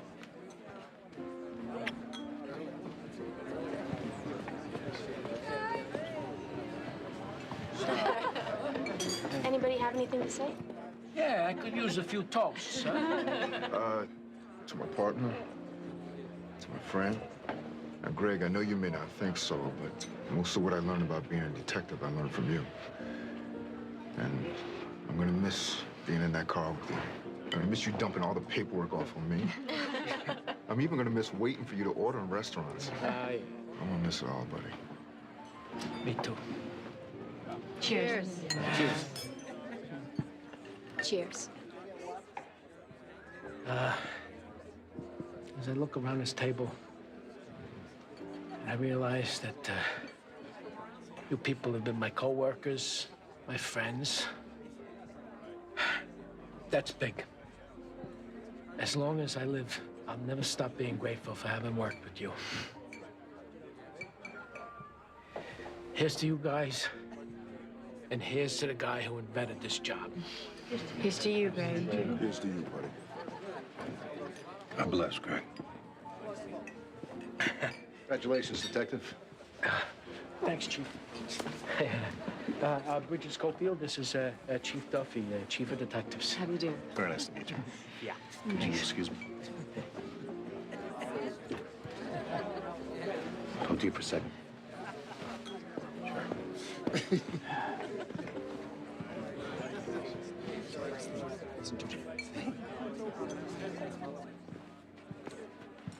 I don't know whether to chalk it up to Lieutenant Bell being on pain medication or not, but I got a call from him recommending you take over the squad.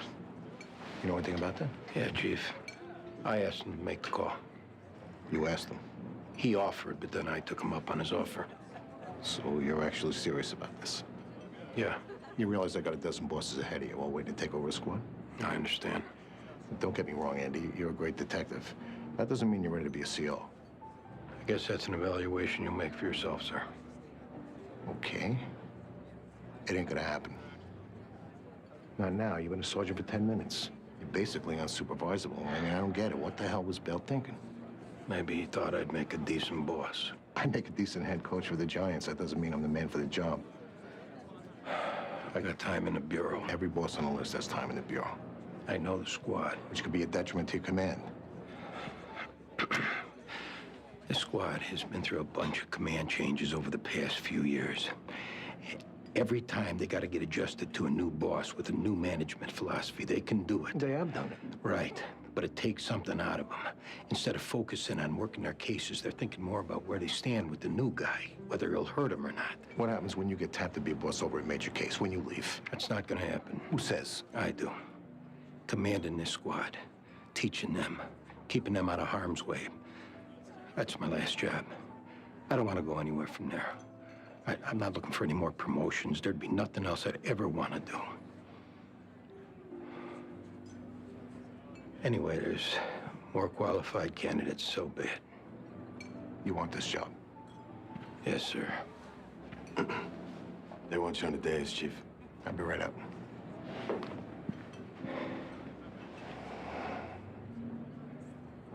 Okay. It's yours. Don't make me regret this.